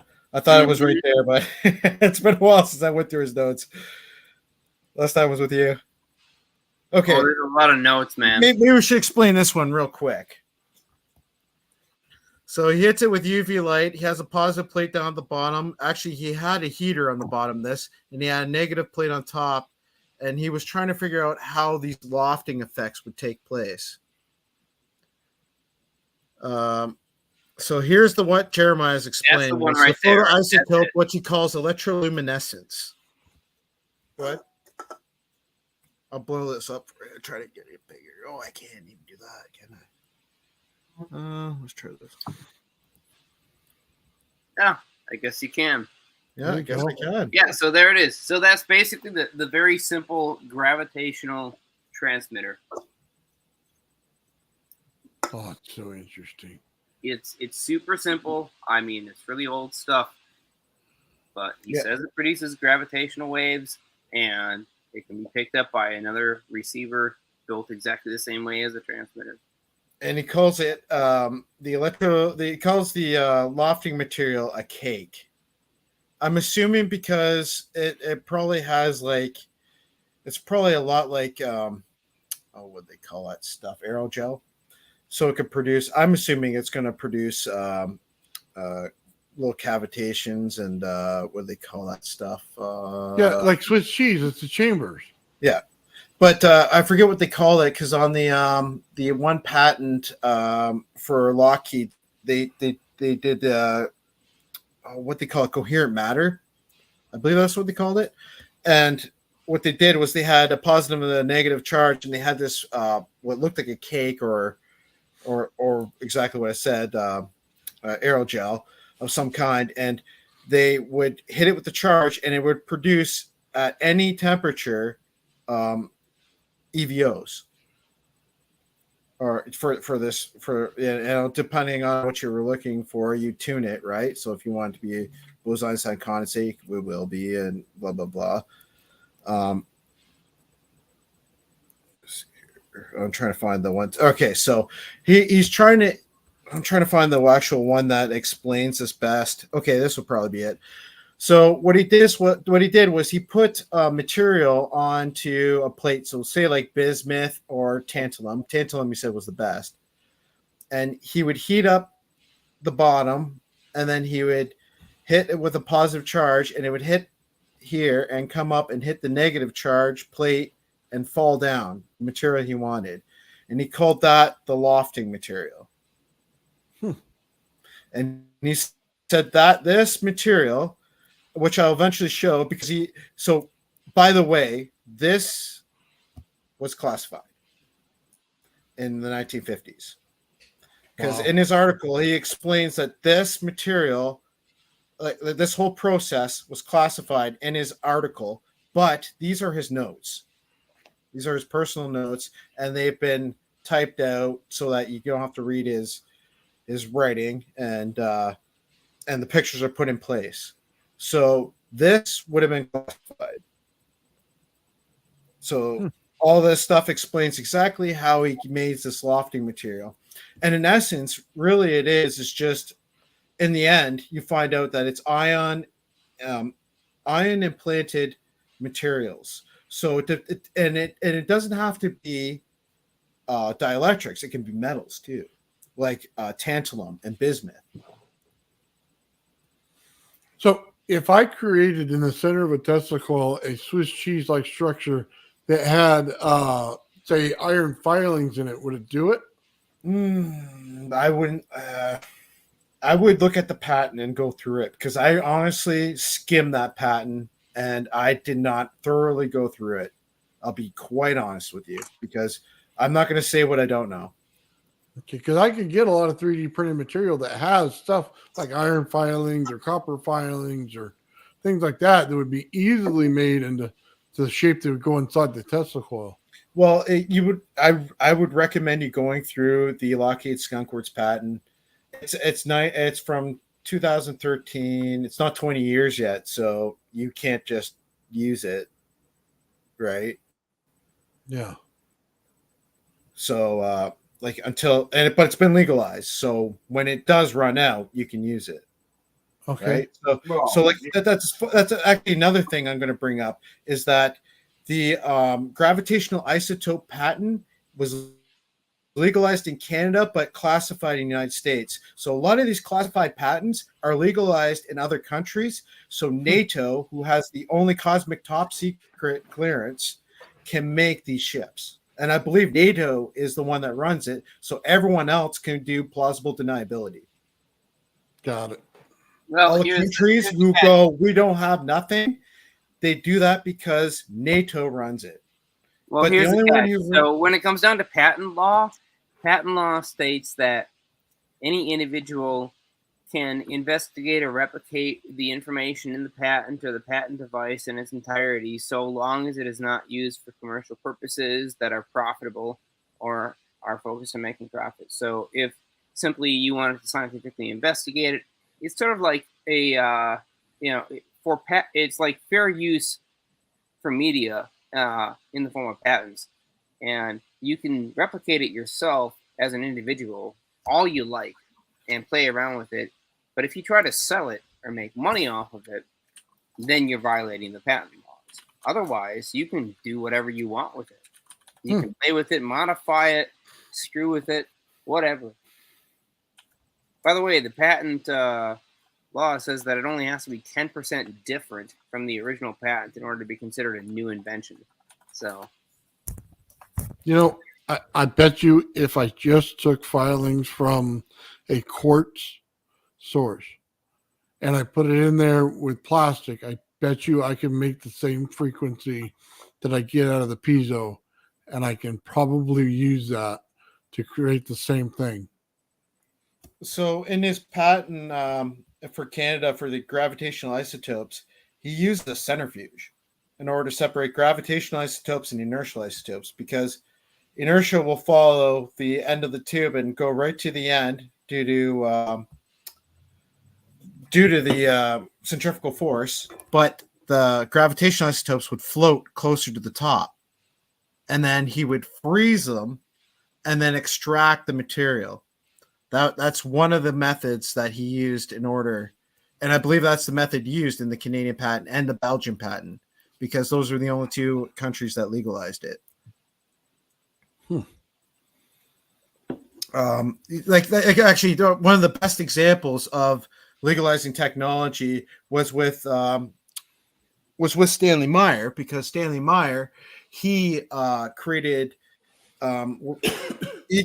this tube that had iron, nickel, and cobalt with starved of electrons of. So let me explain this a little better. You're talking about the EPG. Yeah, the EPG, electrical particle generator. That was legalized in Canada, and it's classified in the United States. So if you made one in the States, they could take it away from you. But if you made it in Canada, they can't take it away from you. Like this, Nice. This is how these patent laws work. It's very and the idea is that when you have like a coalition like NATO, they can pick and choose from everyone and pull it all together, and then go out into international waters or international space, whatever you want to call it, with these technologies, right? And they can keep it from the general public because it's classified. Well, technically, couldn't we? It's international waters. You can, yes, we can, but the thing is, we'd have to go to international waters. Everyone would have to bring it there, build it on the water, and then fly it out. Like, send it out with an induction launcher or something. You know what I mean? That might be a little difficult. Goes fast enough into the air where you can get hypersonic speeds and then hit the MHD and go right into space. That's only for MHD systems. EHD, if you go through Thomas Townsend Brown's notes, can get faster velocities if you can create the toroidal vortex ring through the dielectric field only. And he claims that you could have, like, as Tesla claims, with his electrostatic. So I've got Tesla's notes from years back where he actually explains electrostatic force, which end up becoming teleforce because he used the same system to create a telesystem. And then he realized that he could use his radios to teleport or through the field antenna wave to one location to another, like an actual body. The radio itself, like if you create the radio almost inside out, you could send that to another location. Like, this is the teleforce he was explaining. And not only that, the beam that he was using was a telekinetic force that, if you understand the electrostatics, that had it literally infinite potential. So another thing that creates systems like this is the what they call the free electron laser, and the free electron laser is capable of creating 100 Tesla fields. Hang on. Did you just say telekinetic force? Yeah, I did. No, yeah, but it's Teleforce. What he was explaining earlier. Yeah, Teleforce. Yeah, but you see, it's using because Teleforce uses electrostatics, and if you understand Thomas Townsend Brown, he was explaining how kinetic energy can be created with electrostatics. So it's like a telekinetic force. And, I was thinking, tele, by being like, telephone, television, telecommunications, tele to another location, right? Like you're sending yourself at signal speed to another location, to another phone. that I was thinking Otis C. Carr and the way they said that they moved the craft through telekinetic. So was I. Yeah. All right. Well, I do understand a lot. Like, so I learned a lot from him, but I also learned that their systems, some of it was flawed. Like some of it, I don't know if I'd want to be in that vehicle and come out and be normal. But anyways, but well, who is normal, right? So got your aluminum britches on. Yeah, right. But yeah, so like the idea is literally like I was explaining to you, like for electromagnetohydrodynamics, the magnetohydrodynamic, if you were able to create a proper field antenna, you could send yourself to another location, but it would be a ridiculous amount of amps. Because like you have to understand, right? Because electrostatics is all about potential energy, whereas like magnetohydrodynamics, you're converting that potential energy into amperage that creates whatever you need for the magnetism, right? So it's almost like how I thought it was really going to happen, like was that like they had an induction launcher built into the craft, and then what they would do was they would charge up the capacitors, and then they would dump that potential energy into the induction launcher, which would launch it. And then that same induction launcher actually creates what's called, what do they call that thing? Some people call it a magnetoshell, but what it really is magnetic braking or magnetohydrodynamic braking. And that induction launcher launches it up, and magnetohydrodynamic braking happens at the surface, which also creates cavitation on the surface of the plate. Or the top of the vehicle, I mean. And the neat thing is, too, a lot of people don't realize is that, so when I learned from a coil, this guy created a pancake coil, and he created it into a cup. And what he did was he would bring the cup up to the rotating magnets and it create a maximum lens force and slowed those things right down, right? But when he flipped it around the other way, it had practically zero lens acting upon those magnets, the lens force. And then what that explained to me was that magnetic charge, like if you had a cup coil or cups, whatever type of coil, you could induction launch that plate that was curved. And what would happen is that the magnetic field that comes out of it wouldn't push it back down because it's curved. So then it would have less lens acting upon the top of the plate. But that magnetic field would stay out there. And what it would do it would create magnetic braking in order to assist the launch. So like that's why I keep like I bug Jeremy once in a while. I was wondering like, what do you think if this material, the material they have, is for like I would say both electrostatic but I asked him if it would be good for what's that called, induction launching. And he never got a message back, but because like it's layered, like it would prevent magnetic fields from escaping, but will allow that push to be there. But that material is made out of bismuth, and bismuth is the most diamagnetic material. But it was also brought up by Thomas Townsend Brown that he separated the lofting material out of the bismuth and used that for his lifter. But he did it differently because the material, this is why coming back to acceptor and donators. So the material that he had in there was I believe was a positive charge material because it was attracted to the negative charge plate and it fell down. So he made the positive plate on the bottom and the ground on the top. So what I'm thinking is that that makes more sense. Yeah. So what I'm thinking That is makes- that the material, in order to attract it to the right area, and because he's doing acceptors and donators in a sense, right? That the positive charge plate would go up in the direction towards the top of the plate. But he also mentions in his notes on the website that he says it can change depending, because it seems to be that they're attracted to the field that has the most power. Right. So, oh man, this goes right into what I was thinking before. So, Yeah. if the center of the Earth is a rotating magnet and it has fields, as No. they go out, they get weaker. But on the inside, they're stronger. So it makes more sense that No. those fields would be the positive and the outside field would be the negative because it's weaker. So flipping things around to the bottom being positive, top being negative makes sense in the way that gravity works. Okay, so the center of the Earth, from my understanding and from what I've researched, and when they pinged it, is hollow but onion. So it's like a hollow onion. And So it'd be a from what I resonance understand is that it creates like a mini type little sun in the center, but this is what they call coherent energy. So like it doesn't give off a certain type of radiation that you get from the sun that really kills you. This would create like this would make what would they call that? So like electroculture would boom. If you were down there, you would grow like a giant.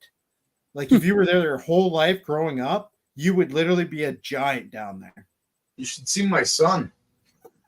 And like no, I honestly believe that. And then when they say that giants are in the inner Earth, I believe that 100% because that makes sense from what I understand. And like if you actually read the what's his name who said that, the guy who went Project High Jump down to Antarctica and Bird. North Pole. Bird. Yeah, Bird. Yeah. His son said that he went through his diary and read that that he flew into the inner Earth, and he said that there was giants down there and that there was regular people too, and Yep.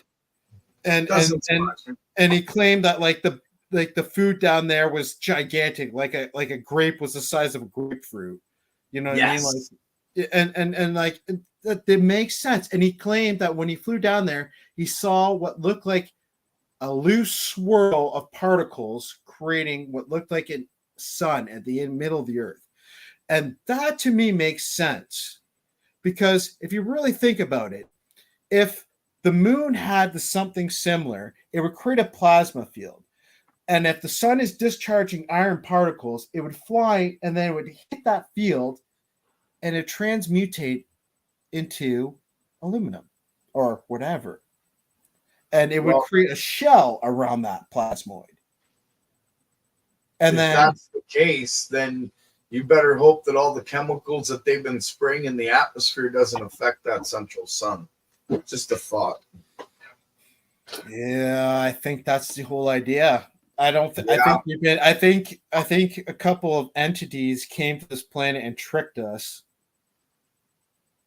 And I believe that that's being manipulated, but I don't know.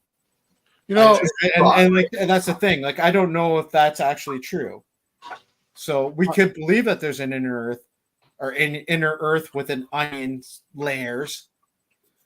Well, they did find 10 times the amount of ocean water beneath the surface of the Earth than they did actually in the ocean.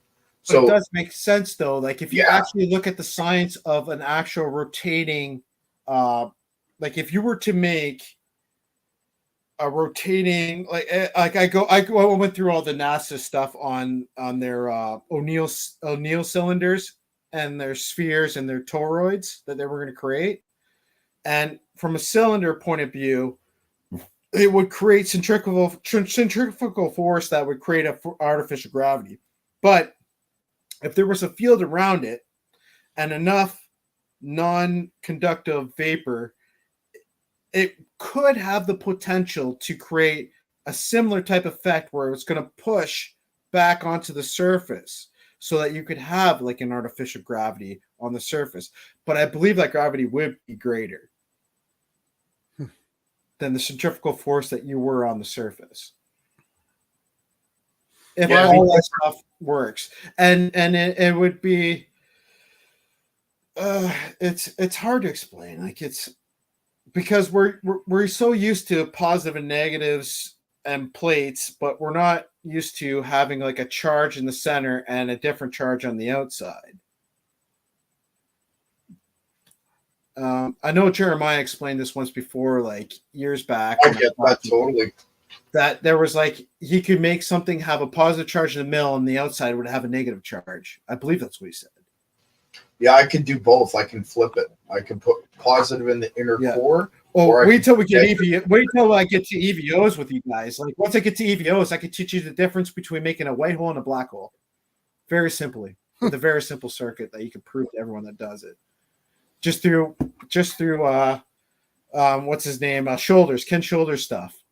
Like through one of his circuits, he explains it all. Like he shows you that you can easily do this with a couple capacitors and some discharges onto electrodes. Yeah, that's in his book, isn't it? Changing the penning trap. Is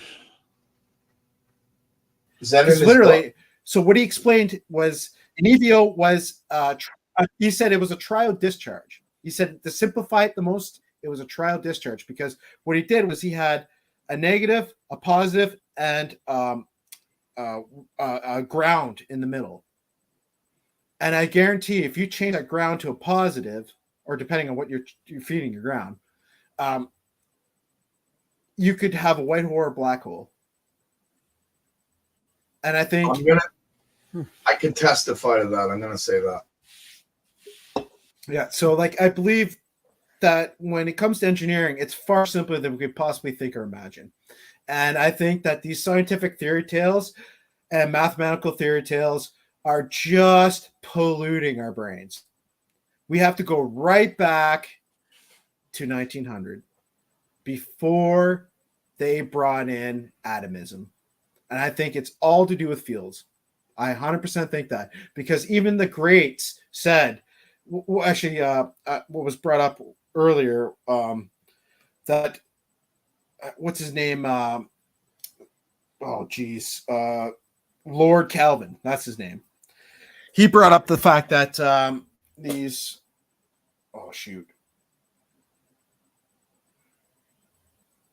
have to get back to that later. I have a couple. I have to go over. I'm not gonna say something and be wrong. I'm gonna have to actually look at that again. Okay, forget that. But anyways, long story short, that's the gist of it all.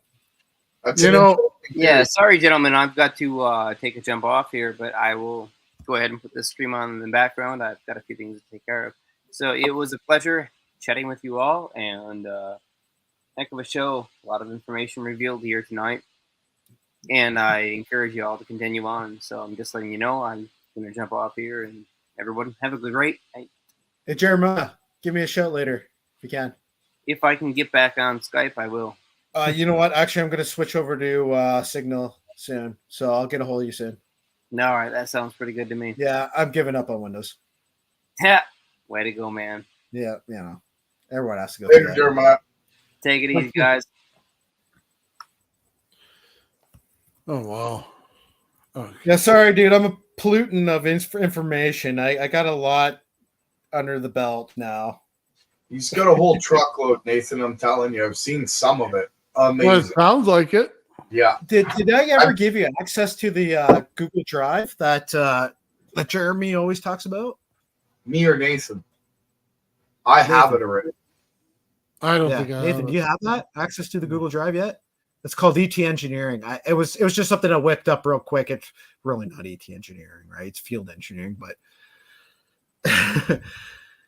it's funny because we're all us guys who study the stuff. We're the aliens, eh? We're the alienated. It's pretty crazy. You're how not these systems are set up by these people. and it's absolutely ludicrous. It's and that's the job. That's what it does. Literally, if you study this stuff and speak it to people, they think you're an alien. It's true. It's by design. Yeah, I think so too. No, That's I maybe see why it for maybe what it why you've seen so many UFOs in your life. They're trying to get you back. Well, you know what? Actually, was weird that they were, from what I understand and from what I studied, they're Polarity UFOs. So the first one was the football stadium one, and what it did, it was I was under the influence, but I had someone beside me, and I was going down a bad road in my life. But regardless, I was actually going down a road in a car. And what happened was it swooped out, and it was low, dude. And I'm telling you, it swooped down, and you could hear it. It went, whoo, like when you see the boat that swings on a pendulum at like the fair, and you go on it. Do you know what I'm talking about? Yeah. You know that sound that goes, whoo. Yeah, the motor kicks Well, in it did hard. that noise, and when it swooped up to the air, it made a noise like this. And then it created a giant grid.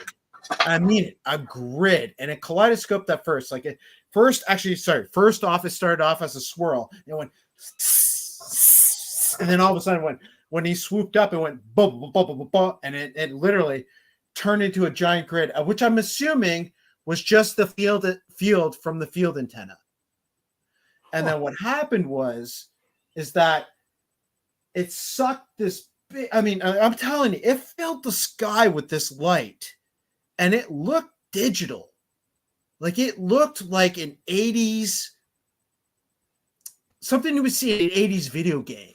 And I saw this in the air, and it blew my fucking mind, right? Like I'm here, I am driving. This is happening in like 2.2 seconds, right? So like you know what I mean, it was quick. So like it swooped up, made that bum bum bum bum bum noise, and then it created this grid, and then all of a sudden it kaleidoscoped, and then all I saw was electricity, like it looked like lightning bolts ran across the edge of the disc, and then it fired out in front of it. And like when I show you the field antenna videos, it looked like it took on a field antenna in front of it, like a swirl. And it looked like a giant oscilloscope made out of lightning. And then because all right, so it swooped up into the air like at a 45-degree angle with its bottom end up to the sky when it did that field. And then it swooped into the actual thing it made, like the antenna, the field antenna. And it swooped in, and then from front to back in a square grid, it went invisible. And then you could hear zzz, like, you know, like that's the sound it made. And then it took off. And it was gone. That's what happened with my first UFO. So my second UFO was right above my house. And I lived by an airport, which is crazy. But anyways, so it flew over, and it had what it literally looked like a gel glowing field around it. And it did what you know, like when you look at a monitor with an actual camera and it does the blades that go across it, the shutter effect. Yeah. It looked like it did that from the middle of the disc to the top. But I didn't stare at the disc as it took away, so I didn't watch it come back to the back like that, you know, in case it did that too. You know what I mean? Like, so like it was pulling all the way to the back of the disc. I didn't pay attention to that because there was a witness with me. Well, I shouldn't say that. There was a kid walking down the street, and I was like, check it out, UFO, right? And I knew what the fuck it was. Like, this is my second one. So anyways, so what happened, like as it flew away, it was completely silent, but it glue red, the same color crimson red that excited oxygen gives off. So singlet oxygen, you know that color? I think you might have seen that before. Yeah, I always got a YouTube video. Yeah, so it looked like that. And the only thing closest I ever seen was when I went through Tesla's book, and yes, he has a book written by someone else. He explains like where he was able to create that looked like a field that went up to the top. And I've only seen this one other time. I believe it was with radioactive particulates. Someone was showing a video where they hit it with electrostatics and it created a shutter effect. No, it was on what the hell they call that stuff? Uranium glass. And they created that shutter effect when they hit it with electrostatics. I believe that's what it was. And it was very similar to that. And like that was my second UFO. And my third UFO was an egg-shaped craft. And this thing was odd because what it did, so I was walking back from a camp because I was just visiting relatives. And then I went up and I was walking. And I walked up the hill and across the bridge. And while I was doing that process, I looked over. I'm like, fuck, Venus is bright today. And then I saw Venus move. And I'm like, that ain't Venus. And then it moved down this, what looked like, a few blocks away. I would say actually more than that, probably like 2 farmer blocks away. Because the town's like 2 kilometer by 2 kilometer. So it moved down the one street, then came down my street. And then it hovered above my house, but it corkscrewed. So it went up, then down, then up and down, right? On a corkscrew. And then it came along, then it moved back down the street, and then right down the river to where I was on the bridge. And it hovered over me like maybe 100 feet away to like 30 feet away. And I saw this thing up close, dude. And it was egg-shaped. It had that convection hood around it that I was explaining earlier. And at the bottom, looked like the bottom, so like, it was like an egg standing upright with a convection hood around the center. And then at the top of it looked like, the best way I could explain it is DC discharge, where like, looks like sparkles. You know what I mean? It looked like a bunch of golden sparkles. It was golden color, right? It was ionizing gold. And out the bottom, though, it shot out. So in Canada, we have these things that are illegal in the United States. They're called Kinder eggs. And inside are these little cylindrical pellets that have like a hemisphere on the top and bottom. And that looked like it shot out the bottom. And when it shot out the bottom, it shot out the gold color that it was. But when it turned on its side, it went black and disappeared like a smoke. It was really fascinating. And when it shot it out, it went like this. Like that, right? I mean, this thing was right close to me. And I thought for sure it was going to go land on the bridge and I was going to, door was going to open. I was going to run in, right? But all of a sudden, some guy came around the corner and dropped off my buddy. And of course, I was a bad apple back then. And my buddy came out of jail. And he gets out of the vehicle, throws his, bag over his shoulder that he got with his stuff in it, right? Looks up at it, he goes, "What the fuck is that?" And I'm like, "Oh my God, it's a flying stuff. No, sorry, it's a UFO, right?" And then like I look back up at it, and I'm like waiting for it to land, and the guy in the car literally lights up his tires, pulls around the corner. Actually, there was a street where it was, you go around the side. And like you could tell this guy was completely disoriented because he was just trying to get away from whatever I was looking at. And like he went around the yield and then swung around and then went back towards the city. And during the city direction. And it was hilarious because like my buddy's just hanging out there and he, I hate to say it, but he was kind of like a no-brain. And he was just looking at it, he's like, "What is it?" Right? Like he's completely lost. And I was just like, And I'm like, it's, like telling them that, okay, so this thing takes off right after that, and what happens is it corkscrews just like it was when it floated around me, and the implosion field that everyone shows. So like it's like a vortex, and then it's like it goes up, and then it drops down the center, and then goes up again, and drops down the center. That happened with this vehicle. So for me, I understand it was a flying vortex nozzle that was using, and like it's literally a flying nozzle.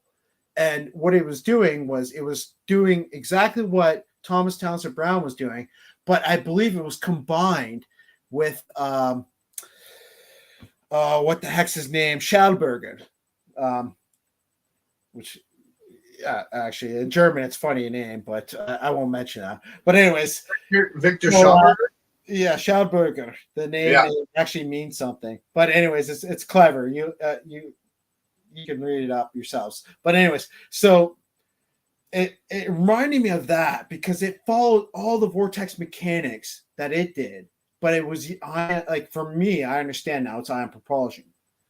And the coolest thing was when it went down the river and it floated above the falls that were there by the bridge. It was just like because it's a ford, right? So they built a dam right up there so that it would have like a waterfall, and then you could cross the ford. So, or the bridge. So like I was standing in the middle of the bridge, right? Like while this is all happening. And like I said, like this thing literally took off, but I mean, it shot up so freaking fast, but it shot up and then stopped and then rotated and fell down and then shot up again, like that. So like, in my understanding is if this thing was alien, not from this planet, extraterrestrial or whatever, there's no way these guys could either hit this thing with a laser or anything in space, right? Because this thing was so unpredictable. And I believe that's the reason why those eggs get around like they do. And I found videos like of these egg-shaped things in the Afghan war. And they flew over a spot where like soldiers were downed. And what happened is they're like, well, what are you going to do with this thing? So they hit it with missiles. Didn't even phase them. Didn't even phase them. They blew up on contact and they were there. Like I want one. Happened. I want two. Never mind. Yeah, no kidding, huh? Yeah, I'm telling you, like, so I understand. Like, I think the reason why because I was an expendable in a sense because I was addicted to drugs at the time, and I was literally expendable. I shouldn't say then. I was the first 2 times, and then I gave up drugs, realizing there's more to my life than what is in front of me. And I just researched, and I dug in, and I spent 8 to 10 years, maybe longer now, since 2013, I think it was, I was researching. And that's what the drive is all about. It was my discoveries of how my puzzle, right? What do they want from me? Well, obviously they want me to learn what's in front of me. So I went and looked and I found. And not only that, the fascinating thing is that Lake Mirabeau, the guy who was Rensselaer Polytech in New York, in Troy, New York, he was one of the guys that ran the big flying saucer program there. That was actually the I believe that's the secret college. And what they did there, you'll see that he mimicked a lot of these craft, but he made them tapered instead of egg shaped. So like they were more like what are those things that you spin that like Jewish people like them a lot. Like they spin them and then they keep spinning and they're tapered out and then they taper in. Oh, geez. I can't remember. Menorahs? Huh? Menorahs? I think that's what they're called. I can't. Wait, actually, there was a movie where the guy goes through dreams, and at the very end, he spins one. Oh, gyroscope. No, it was like a dreidel. Oh, It's a little tiny little dreidel spinning thing. But Yeah, anyways, I know Lake Mirabel mimicked that instead of the egg shape. I believe to control where it's going, right? To have more linear force to it instead of a vortex force. I can't remember exactly how it was spinning. Oh, I got a kitten on me. Hang on. But anyways, I gotta like literally, Nate. You and I are gonna have to sit down. I'm gonna have to walk you through the drive, and you're gonna have to tell everyone what you've learned because honestly, it is mind blowing. And if I walk you through it, I'll walk you through it historically because that's how I do things. I figured out that a lot of the stuff was historically classified. Okay. And you'll understand, like right from the 1700s to the 1800s before the war, I believe that they had a group had this technology. And not only that, I believe there's a newspaper article that claimed that they were interstellar visitors, but I don't think they were. I think they were from Sweden. I think they were Swedes. I really do. Just from Sweden. I think they tricked everyone. I think they did. I think they figured it all out back in the 1800s, and they saw where the Earth was going, and they took off. Once they figured out how to do it, once they figured out that Venus is a left rotating material planet, they realized they could take off and do whatever they wanted to anywhere. Well, think about it, right? It's the only planet that spins in the opposite direction. Well, if you use material like that and you charge it, what's going to happen on Earth? You're going to take off in that opposite direction. It has a higher pressure field. So therefore, it's going to have more pressure than on Earth. Huh. Interesting. I believe that planet literally is. That's why Russia went there. I believe they realized that these left spinning materials do not follow the right-hand rule, that everything else in the galaxy is following, except for the right-hand rule that it follows in order to keep motion with the solar system. Huh. So that way it can float on a right-handed moving material, or a right-hand moving planet. Sorry, right-hand rule moving planet. Like Stardust. In essence, no, because Stardust will follow that too. So I found another document that claimed that the nuclear decay rate of other planets are different than that of Earth. And I believe that's why the Mars rover program that was collecting materials failed, because they don't want people knowing that. As soon as people know that, what the heck they're going to do? They're going to build a spaceship, launch themselves off to Mars, and get that material. Yeah. Makes sense. Right? And the United States has to have the high ground, no matter what. And that's what they've done. They've literally conquered the entire solar system. I guarantee you every Lagrange point has one of their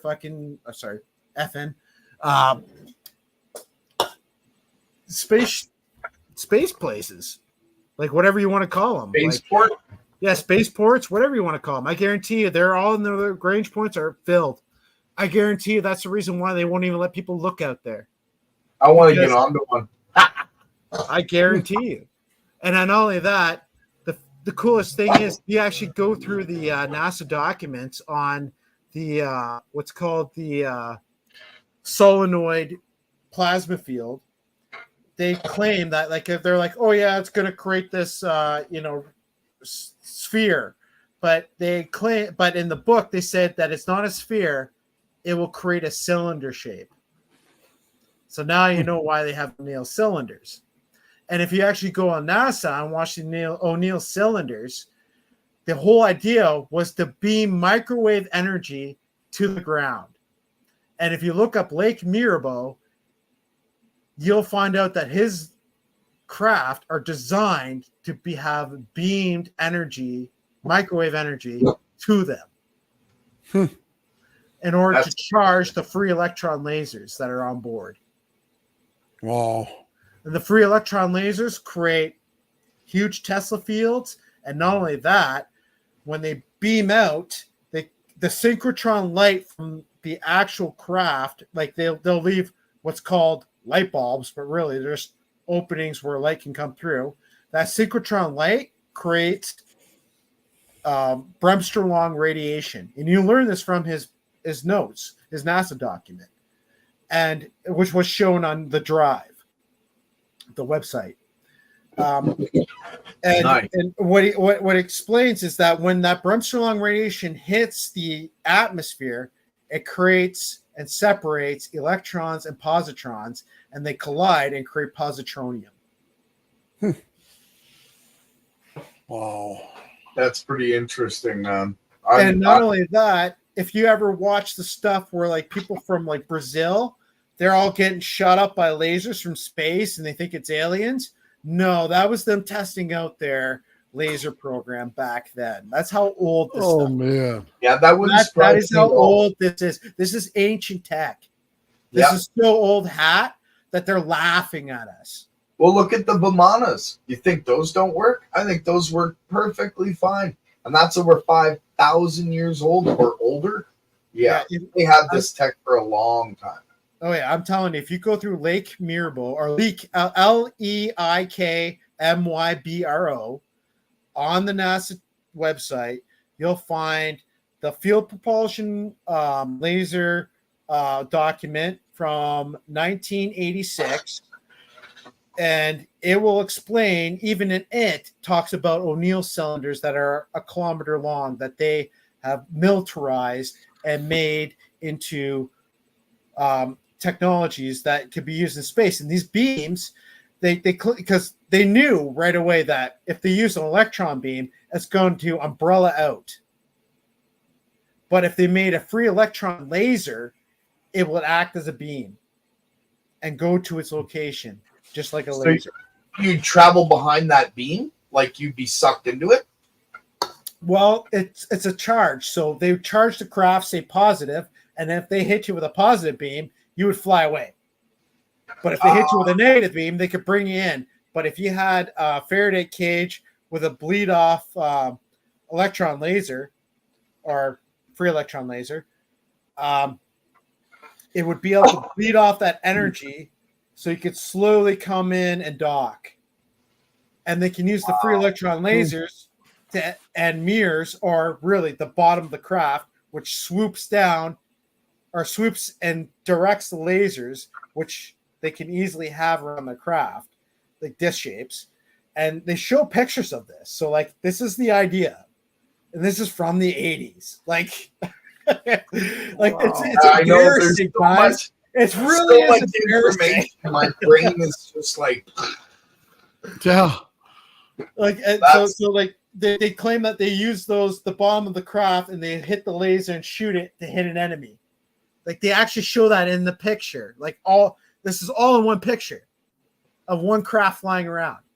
So this is going on now. And not only that, they silenced all of the universities that were working on it. yep, that I know. So Yeah. you guys, this was all done by NASA, was all done by universities and silenced after under the order of you over-industrialize space. Because they were going to make space hospitals, they were going to make space metallurgy, and they were going to make space crystals. Yeah. And Well, I bet you having they the high still made it. ground is everything. And you guys want to know where your trillions of dollars went? Now you know. Sorry, Yeah, this is it's the end not of the the show. Ukraine. Like 3 hours later. Hey, it's not the Ukraine. It's a little higher up. Yeah. Hopefully, Nate, you clip this. You know what? We're gonna have to do this again, guys. This is really fun. I love the I'm gonna have stories, to sit you through the especially history the of sound this. effects. Right? So, I'm like, yeah. Sorry. now you're breaking up. Yeah, I got to Go ahead. practice not swearing again. Yeah, live's tough. You should have heard Yeah, I got to some of my practice not live swearing again. earlier. Sorry, guys. Hey, Nathan's going to But get yeah, me, put me in trouble for that one. Yeah, we'll have Yeah, to I know, rated I R know. show one day, huh? Just let it all out. Well, you know what? The stuff we're gonna have to go through is I have a lot of copyright stuff, so I gotta actually show you behind the scenes kind of stuff. And Oh, that's fine.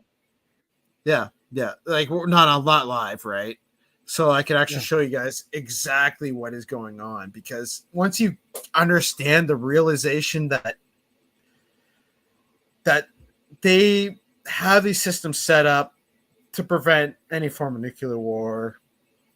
This is all just a show. That's why they have drama teachers as fucking politicians. Yeah. And he's organized the crime. world's a stage, guys. Like, literally, they're laughing at us. Like, these people who are out in space will live forever. They will have eternal life.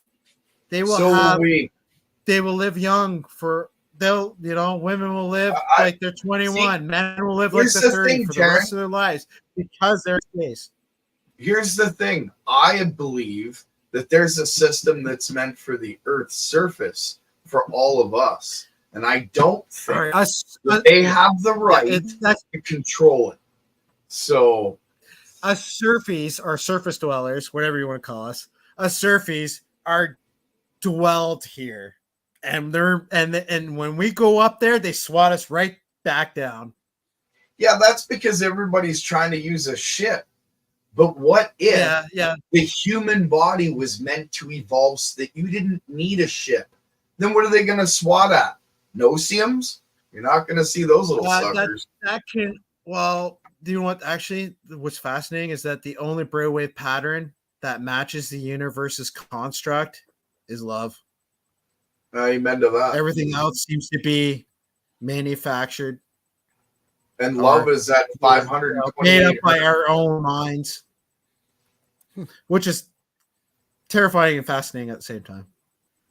Well, I don't know if I agree with you on that, but that's an awesome way of looking at it. It is terrifying. Well, I'll show you the brainwave pattern, and I'll show you that it falls phi and whatnot, and you'll understand yourself. I don't know. After dying, it's pretty hard to accept just science. That's just me, though. Yeah. But is it easy to accept love? Oh, yeah. For me, it is. Are you kidding? Life is short, man. Like, totally short. So accept love from everywhere and anywhere for people that are willing to give it, and you give it back willingly, and you'll get it just as much as you give it. It's a circle. It's free energy, right? One must give respect in order to gain it. Yeah, I get that. I totally get that. All right, guys. Awesome discussion today, Nathan.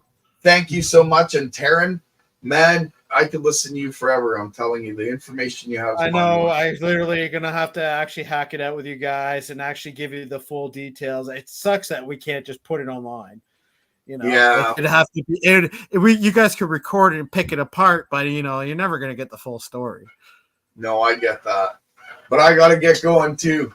Thank you, Nathan. Too. We'll do it again, Taryn. We'll do it again, Nathan. You guys have a great week. All right, guys. Thank you very much. Great live stream. Have a good night.